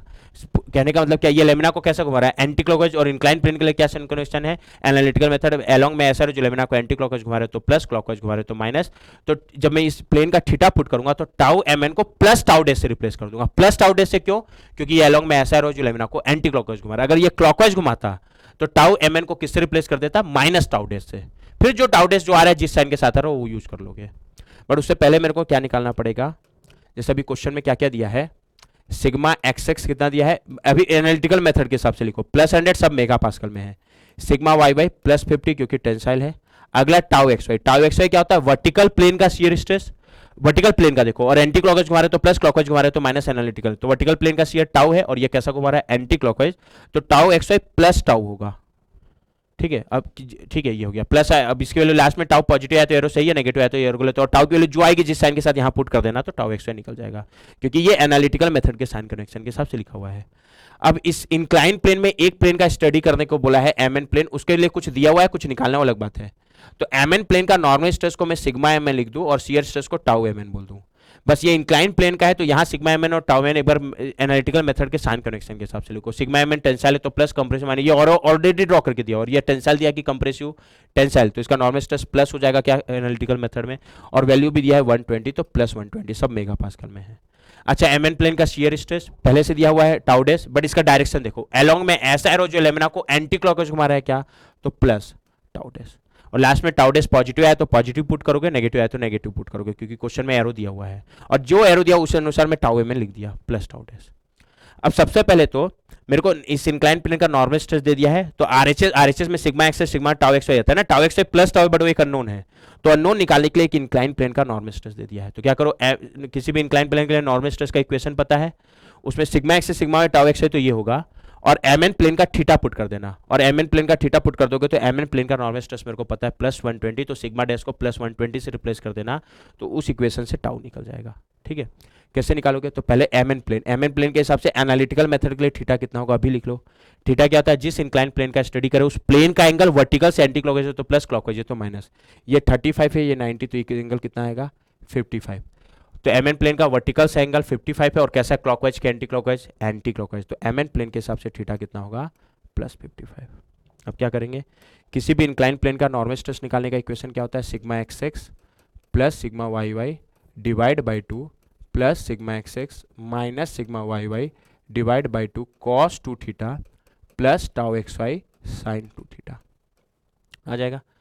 ठीक है, पहले इसको सिंप्लीफाई कर लो, जो डायरेक्ट दे रखा है, सिग्मा एक्स से सिग्मा वाई तो दे रखा है, सिग्मा एक्स 100 सिग्मा वाई 50, तो ये 100 plus 50 150 divide by 2 75, 100 minus 50 50 divide by 2 25 cos 2 theta, और tau x Y plus tau dash दिया है, तो टाउ एक्स वाई को plus tau dash, sorry tau x Y plus tau दिया है, sorry tau x Y plus tau है, तो tau x y को प्लस टाउ से रिप्लेस कर दो तो प्लस टाउ साइन 2 थीटा, तो यहाँ पर टाउ एक्स वाई निकालना पड़ेगा ना, और टाउ एक्स वाई निकालने के लिए एम एन प्लेन का नॉर्मल स्ट्रेस दिया हुआ है, तो एम एन प्लेन का थीटा कितना है प्लस 55, और एम एन प्लेन का नॉर्मल स्ट्रेस यानी सिग्मा एम एन कितना है प्लस 120 क्योंकि टेंसाइल है। तो सिग्मा डैश को एम एन प्लेन का थीटा पुट किया हो तो सिग्मा डैश को किससे रिप्लेस कर दोगे प्लस 120 से, तो यहाँ से टाउ निकल जाएगा। तो सिग्मा डैश की जगह प्लस 120 ये कितना आएगा equal to 75 plus 25 cos theta की जगह प्लस 55, तो प्लस 55 इंटू 2 ये 110 होगा क्या प्लस टाउ साइन 110 साइन 110। तो यहाँ से क्या निकल जाएगा एक ही अननोन है टाउ जो आ रहा है जिस साइन के साथ लिख लेना। तो कितना आएगा 120 minus 75 minus 25 cos 110 divide by sign 110 यार है प्लस 56.987 मेगा पास्कल। प्लस आ रहा है मतलब जो टाउ का एरो दिया है वो सही है। अच्छा tau x Y analytical method के लिए प्लस टाउ के बराबर था। अब टाउ की वैल्यू जो आई जिस साइन के साथ पुट कर दो कितना आया 56.987 प्लस, तो टाउ एक्स वाई भी कितना हो जाएगा 56.97। तो अब मेरे को एनालिटिकल मेथड के लिए sigma x x sigma Y और टाउ एक्स वाई तीनों पता है, तो मैं किसी भी इंक्लाइन प्लेन का नॉर्मल किसी भी इंक्लाइन प्लेन का सीआर निकाल सकता हूं। और अभी एम एन प्लेन का ही सीआर अननोन था वो निकालना है। हाँ डायरेक्शन दिया है तो टाउ एम एन को मैं उस डायरेक्शन के हिसाब से लिख लिया। एनालिटिकल मेथड में एंटी क्लॉकवाइज घुमा रहा तो प्लस, क्लॉकवाइज घुमा रहा तो माइनस, तो ये अलॉन्ग में ऐसा रो दिया था जो एंटी क्लॉकवाइज है इसलिए टाउ एम एन को प्लस टाउ डेस लिख लिया। फिर टाउ डेस जो आएगा जिस साइन के साथ वो आंसर हो जाएगा, क्योंकि एरो ड्रॉ करके दिया हुआ है ना इसलिए साइन के साथ वैल्यू पुट करना पड़ेगा।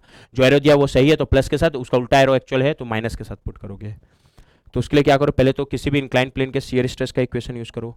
किसी भी इंक्लाइन प्लेन का शियर स्ट्रेस टाउ डेस का इक्वेशन क्या होता है minus in bracket sigma x x minus sigma Y Y divide by 2 sine 2 theta plus tau x Y cos 2 theta. Sigma x x कितना है 100 सिग्मा वाई 50, तो 100 minus 50 50 divide by 2 25 into सामने minus है तो minus 25 sine 2 theta plus tau x Y की value plus 56.987 है क्या, तो टाउ एक्स वाई की जगह प्लस 56.987 इंटू कॉस 2 थीटा।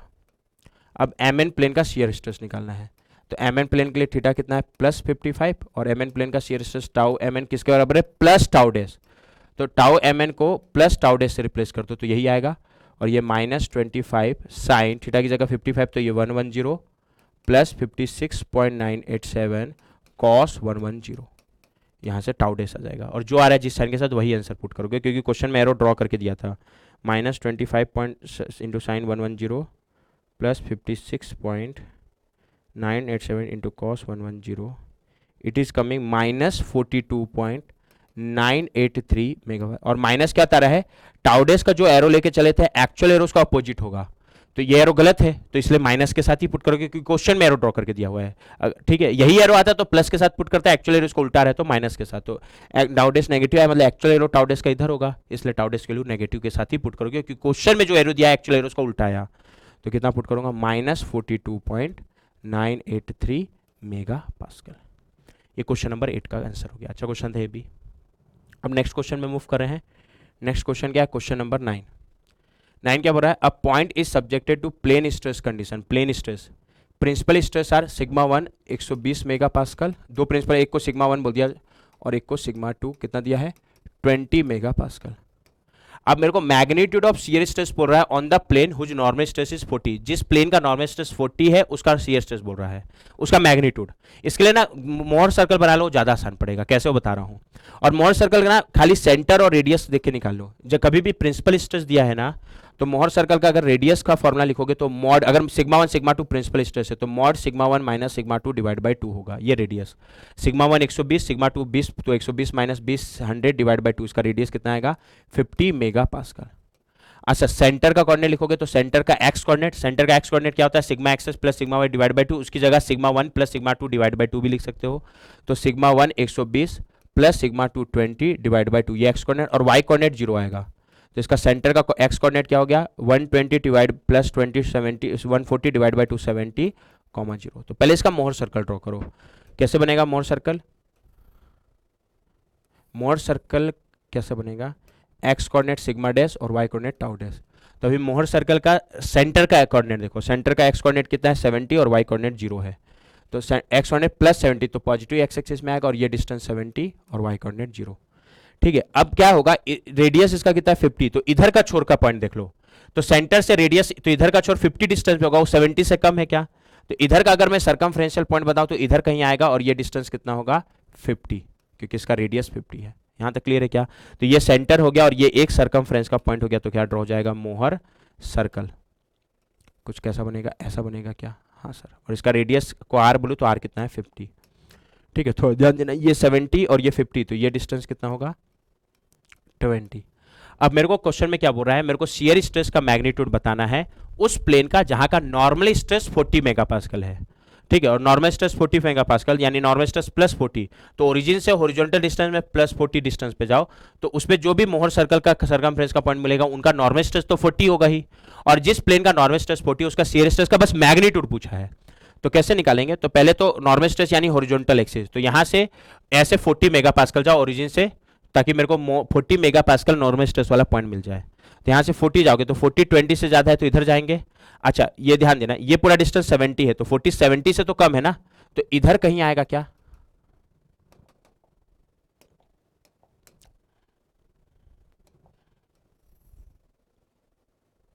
मान लो ये आया, ये 40 मेगापास्कल है, मतलब ये वो पॉइंट हो गया जहां का एक्स कोऑर्डिनेट यानी नॉर्मल स्ट्रेस प्लस 40 है। ठीक है, और ये जो लाइन है जहां का इस पूरे लाइन के लिए नॉर्मल स्ट्रेस 40 है, तो ये मोहर सर्कल के सर्कमफ्रेंस को दो पॉइंट पे इंटरसेक्ट कर रहा है ना, एक इस पॉइंट पे और एक इस पॉइंट पे। तो ध्यान देना, ये जिस भी प्लेन का स्ट्रेस कंडीशन होगा उसका नॉर्मल स्ट्रेस 40 होगा, ये जिस भी प्लेन का नॉर्मल स्ट्रेस होगा स्ट्रेस कंडीशन होगा उसका भी नॉर्मल स्ट्रेस 40 होगा। तो ऐसे दो प्लेन मिल रहे हैं जिसका नॉर्मल स्ट्रेस 40 है। तो सर किसका शियर स्ट्रेस निकालूं, इसका कि इसका? तो यहाँ क्वेश्चन में मैग्नीट्यूड पूछा है। अगर इसका शियर स्ट्रेस निकालोगे तो इसका शियर स्ट्रेस यानी वाई कोऑर्डिनेट ये डिस्टेंस होगा, क्या डिस्टेंस को एक बार के लिए ए बोलो, तो इसका शियर स्ट्रेस प्लस ए आएगा साइन वाइज। इसका अगर शियर स्ट्रेस देखोगे इस प्लेन का ये प्लेन, ये जिस भी प्लेन का स्ट्रेस कंडीशन है उसका भी नॉर्मल स्ट्रेस 40 है, तो इसका शियर स्ट्रेस ये आएगा। बट मेरे को ये पता है कि Mohr circle y x axis का सिमेट्रिक होता है, तो जितना ये डिस्टेंस होगा उतना ही ये डिस्टेंस आएगा। तो अगर ये डिस्टेंस ए है तो ये डिस्टेंस भी कितना आएगा? ए। बट हाँ, ये माइनस ए हो जाएगा साइन वाइज। बट क्वेश्चन में तो मैग्नीट्यूड पूछा है क्या, तो अगर इस प्लेन को भी लेते हो तो शियर स्ट्रेस का मैग्नीट्यूड प्लस है, और इस प्लेन को भी लेते हो तो भी शियर स्ट्रेस का मैग्नीट्यूड प्लस है। तो दोनों में किसी को भी लो, शियर स्ट्रेस का मैग्नीट्यूड प्लस ए ही रहेगा। तो मैं इसको लेके निकाल लेता हूं। तो ये हाइट निकालना पड़ेगा, और ये हाइट कैसे निकालोगे? इसको सेंटर से मिलाओ, तो ये रेडियस है क्या? हाँ सर। ये एंगल 90 होगा, और ये डिस्टेंस कितना है? ये पूरा 70 और ये 40, तो 70 माइनस 40 ये 30 आएगा, और रेडियस कितना है सर? 50। तो यहाँ से अगर ए निकालो तो ए क्या हो जाएगा? ये रेडियस 90 के सामने है तो हाइपो हो गया, तो ये क्या होगा? √50 स्क्वायर माइनस ये डिस्टेंस, ये 30 है क्या? तो यहाँ से ए कितना आ रहा है? 40 मेगापास्कल। कैलकुलेट करके देख लेना। तो जिस प्लेन का नॉर्मल स्ट्रेस 40 है वहां का शियर स्ट्रेस का मैग्नीट्यूड देखोगे तो 40, यहाँ का भी मैग्नीट्यूड निकालते तो मैग्नीट्यूड वाइज वो 40 आता। तो उस प्लेन का शियर स्ट्रेस का मैग्नीट्यूड कितना है? 40 मेगापास्कल। यही पूछा था। ये क्वेश्चन नंबर 9 का आंसर हो गया। Next question number 10, consider the following data for rectangular strain rosette. Epsilon A यानी इसका स्ट्रेंथ दिया हुआ है नॉर्मल स्ट्रेंथ, एप्सिलॉन बी यानी इसका नॉर्मल स्ट्रेंथ दिया है, इसका नॉर्मल स्ट्रेंथ दिया हुआ है। ठीक है, और मैक्सिमम नॉर्मल स्ट्रेंथ पूछा है प्लेन स्ट्रेन कंडीशन मान के। ठीक है, तो पहले तो epsilon x x, epsilon y और गामा एक्स वाई निकालो इसका यूज करके। क्या आ जाएगा? ध्यान देना, एप्सिलॉन ए इसका, और ये ऑलरेडी हॉरिजॉन्टल डायरेक्शन में है क्या, तो मैं बोलूँ क्या जो मेरा एप्सिलॉन ए है वही एप्सिलॉन एक्स एक्स हो गया। ठीक है, नहीं तो क्या करते हैं, एप्सिलॉन ए इस डायरेक्शन का, और जिस डायरेक्शन में नॉर्मल स्ट्रेन है फॉर्मूले में उस डायरेक्शन का हॉरिजॉन्टल एंगल लेते हैं, तो इसका हॉरिजॉन्टल एंगल 0 है, तो एप्सिलॉन एक्स डैश के इक्वेशन में थीटा की जगह 0 पुट करते और एप्सिलॉन ए की जगह इतना पुट करते तो अपने आप एप्सिलॉन एक्स एक्स के बराबर आता। बट ये ऑलरेडी एक्स डायरेक्शन में, तो क्या कैलकुलेशन करोगे, तो एप्सिलॉन ए ही एप्सिलॉन एक्स एक्स हो गया, और वो कितना है? 200 × 10⁻⁴। वैसे फोकस करना, ये स्ट्रेन रोजेट जो सी है वो वाई डायरेक्शन में आ रहा है क्या, तो एप्सिलॉन सी ही एप्सिलॉन वाई वाई हो गया क्या, तो एप्सिलॉन सी -100 × 10⁻⁴ है, तो एप्सिलॉन वाई वाई भी कितना हो गया? -100 × 10⁻⁴। तो ये दो तो ऐसे निकल गया। हाँ, लेकिन ये किसी इंक्लाइन डायरेक्शन में आ रहा है, तो एप्सिलॉन बी कितना है? पहले तो एप्सिलॉन बी कितना है? 100 × 10⁻⁴। अब इसका थीटा ध्यान से देखो क्योंकि ये इंक्लाइन डायरेक्शन में है, तो इसका थीटा क्या होगा? फॉर्मूले में जिस डायरेक्शन का नॉर्मल स्ट्रेन उस डायरेक्शन का हॉरिजॉन्टल एंगल एंटी क्लॉकवाइज है तो प्लस, क्लॉकवाइज है तो माइनस। तो इस डायरेक्शन का हॉरिजॉन्टल एंगल 30 है, और क्लॉकवाइज के anti clockwise sir anti clockwise, तो एफ बी डायरेक्शन के नॉर्मल स्ट्रेन के लिए थीटा +30 हो गया क्या, क्योंकि horizontal angle 30 anti clockwise direction में। तो नॉर्मल स्ट्रेन के फॉर्मूले में थीटा की जगह +30 पुट कर दोगे, क्योंकि इस डायरेक्शन का हॉरिजॉन्टल एंगल 30 है, एंटी क्लॉकवाइज है, तो बी उस वहां का नॉर्मल स्ट्रेन आ जाएगा जो किसके बराबर है? 100 × 10⁻⁴। तो क्या करो, एप्सिलॉन एक्स डैश का इक्वेशन यूज करो, और एप्सिलॉन एक्स डैश का इक्वेशन क्या होता है? नॉर्मल स्ट्रेस के इक्वेशन में जहां सिग्मा उसकी जगह एप्सिलॉन, जहां टाउ उसकी जगह गामा बाई 2, तो सिग्मा डैश की जगह epsilon x dash equal to क्या होगा, sigma x x plus sigma Y Y divide by 2, तो ये epsilon x x plus epsilon Y Y divide by 2 plus sigma x x minus sigma Y, तो उसकी जगह epsilon x x minus epsilon Y Y divide by 2 cos 2 theta plus tau x Y, तो उसकी जगह gamma x y by 2 sine 2 theta.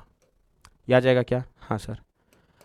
क्या करोगे, पहले तो एप्सिलॉन एक्स एप्सिलॉन वाई आ चुका है ना, अब बी डायरेक्शन का नॉर्मल स्ट्रेन इतना है, उसके लिए थीटा प्लस 30 है, तो अगर मैं थीटा की जगह प्लस 30 पुट कर दूं तो जो मेरा एप्सिलॉन एक्स डैश होगा वो एप्सिलॉन बी के बराबर यानी 100 इंटू 10⁻⁴ होगा क्या? हाँ सर। यहाँ चाहो ना तो ऑर्डर को एक बार के लिए अलग कर दो, क्योंकि ऑर्डर तो 10⁻⁴, एक बार के लिए ऑर्डर को खारिज कर दो, तो उससे जो भी वैल्यू आया ना स्ट्रेन का बस लास्ट में उसमें 10⁻⁴ मल्टीप्लाई कर देना, बट अभी ऑर्डर लिख दिया हूँ। और ये इक्वल टू कितना आएगा, थीटा की जगह प्लस 30, तो ये क्या होगा epsilon x x plus epsilon Y y. अच्छा epsilon x x epsilon Y Y तो निकल चुका है क्या, तो मैं डायरेक्ट वैल्यू पुट करते जाता हूँ। एप्सिलॉन एक्स एक्स कितना है 200 into 10⁻⁴, epsilon Y y minus 100 into 10⁻⁴, तो 200 माइनस 100 100 होगा डिवाइड बाई 2, तो ये कितना आएगा, पुट कर रहा हूँ डायरेक्ट 50 इंटू 10⁻⁴ प्लस 200 और ये माइनस 100, तो माइनस माइनस प्लस 100 हो जाएगा, तो 300 डिवाइड बाई 2, ये क्या 150 इंटू 10⁻⁴ कॉस 2 थीटा, और थीटा कितना है प्लस 30, तो ये plus cos 60 plus gamma x y by 2, यही तो निकालना है, इंटू साइन 2 थीटा, और थीटा 30, तो ये प्लस 60, यहाँ एक ही उन्होंने गामा एक्स वाई निकल जाएगा, कितना आएगा ये 100 माइनस 50 उधर चला जाएगा तो माइनस 50, ये भी उधर जाएगा तो प्लस माइनस बन जाएगा क्या माइनस 150 कॉस 60, यार है माइनस 25 इंटू 10⁻⁴ इंटू 2 कर दो divide by sine 60, calculation check कर लेना, तो जो मेरा गामा एक्स वाई की वैल्यू आ रही है, ये आ रही है -57.735 इंटू 10⁻⁻⁴।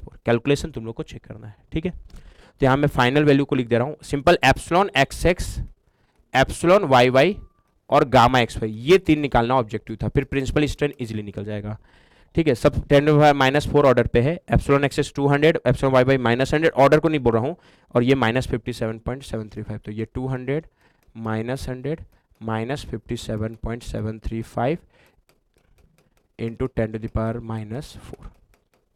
अब मैक्सिमम नॉर्मल स्ट्रेन निकालना है, क्वेश्चन में कौन सा स्ट्रेन कंडीशन बोला है, प्लेन स्ट्रेन कंडीशन, तो प्लेन स्ट्रेन कंडीशन, स्ट्रेस नहीं बोला है, strain condition, plane strain condition में थर्ड प्रिंसिपल स्ट्रेन यानी एप्सिलॉन 3 तो 0 होगा, यानी बस एप्सिलॉन 1 2 निकालना है, और एप्सिलॉन 1 2 निकालने का फॉर्मूला क्या होता है, जैसे सिग्मा 1 2 निकालने का फॉर्मूला क्या होता है, एक तो सिग्मा की जगह एप्सिलॉन, टाउ की जगह गामा बाई 2, तो सिग्मा 1 2, तो उसकी जगह epsilon 1 2 equal to sigma x x plus sigma Y divide by 2, तो उसकी जगह epsilon x x plus epsilon Y Y divide by 2 plus minus R, ठीक है, ये हो गया क्या। हाँ, और आर का फॉर्मूला क्या होता है, जैसे स्ट्रेस में क्या होता है, square root of sigma x x minus sigma divide by 2 का होल स्क्वायर, उसकी जगह एप्सिलॉन, तो epsilon x x minus epsilon Y Y divide by 2 का whole square plus tau x Y का स्क्वायर, उसकी जगह gamma x Y divide by 2 का whole square, तो यहाँ से आर निकल जाएगा, ये वैल्यू पता है पुट कर देना, 10⁻⁴ को कॉमन निकाल लेना, अभी कैलकुलेशन कर लेना, पुट करने का दिया आएगा 200, और ये माइनस माइनस प्लस 100, तो प्लस 300 हो जाएगा, 200 प्लस 100 300 डिवाइड बाई 2 इसका square plus gamma x y minus का स्क्वायर तो प्लस ही होगा 57.735 divide by 2 whole square then square root, यह आएगा, कैलकुलेशन चेक कर लेना 152.752 इंटू 10⁻⁻⁴, यह आ गया, और यहाँ epsilon x x 200 epsilon Y y -100, पूरे से 10⁻⁻⁴ ऑर्डर को बाहर ले लो, क्योंकि ये भी उसी ऑर्डर में, ये भी उसी ऑर्डर में, तो ये 200 प्लस माइनस -100, तो 100 200 -100 100 डिवाइड बाई 2 50 इंटू 10⁻⁻⁴ बाहर ले लिया, प्लस माइनस 152.752 इंटू 10⁻⁴ बाहर ले लिया, तो प्लस लोगे तो एप्सिलॉन 1, माइनस लोगे तो एप्सिलॉन 2, कितना आ रहा है एप्सिलॉन 1 50 प्लस 152.752, ये आ रहा है 202.752 इंटू 10⁻⁴, एप्सिलॉन 2 50 माइनस 152.752, यार है माइनस 102.752 इंटू 10⁻⁻⁴, यह आ जाएगा क्या, हाँ सर। और चूंकि प्लेन स्ट्रेन कंडीशन है तो थर्ड प्रिंसिपल स्ट्रेन यानी एप्सिलॉन 3 0 होगा, और इन तीनों में जिसका मैग्नीट्यूड ज़्यादा है, मैग्नीट्यूड सबसे ज़्यादा इसका है क्या, तो ये मैक्सिमम नॉर्मल स्ट्रेन, तो मैक्सिमम नॉर्मल स्ट्रेन कितना रहा है 202.752 इंटू 10⁻⁴, 202.752 और 10⁻⁻4 ऑर्डर पे ही पूछा है, तो वैल्यू कितना पुट करोगे 202.752 इंटू 10⁻⁻4, उसी ऑर्डर में पूछा था, तो आंसर इतना पुट करोगे 202.752। तो ये हम लोग का हो गया जो सॉम का वीकली टेस्ट 5 था उसका सॉल्यूशन। ओके।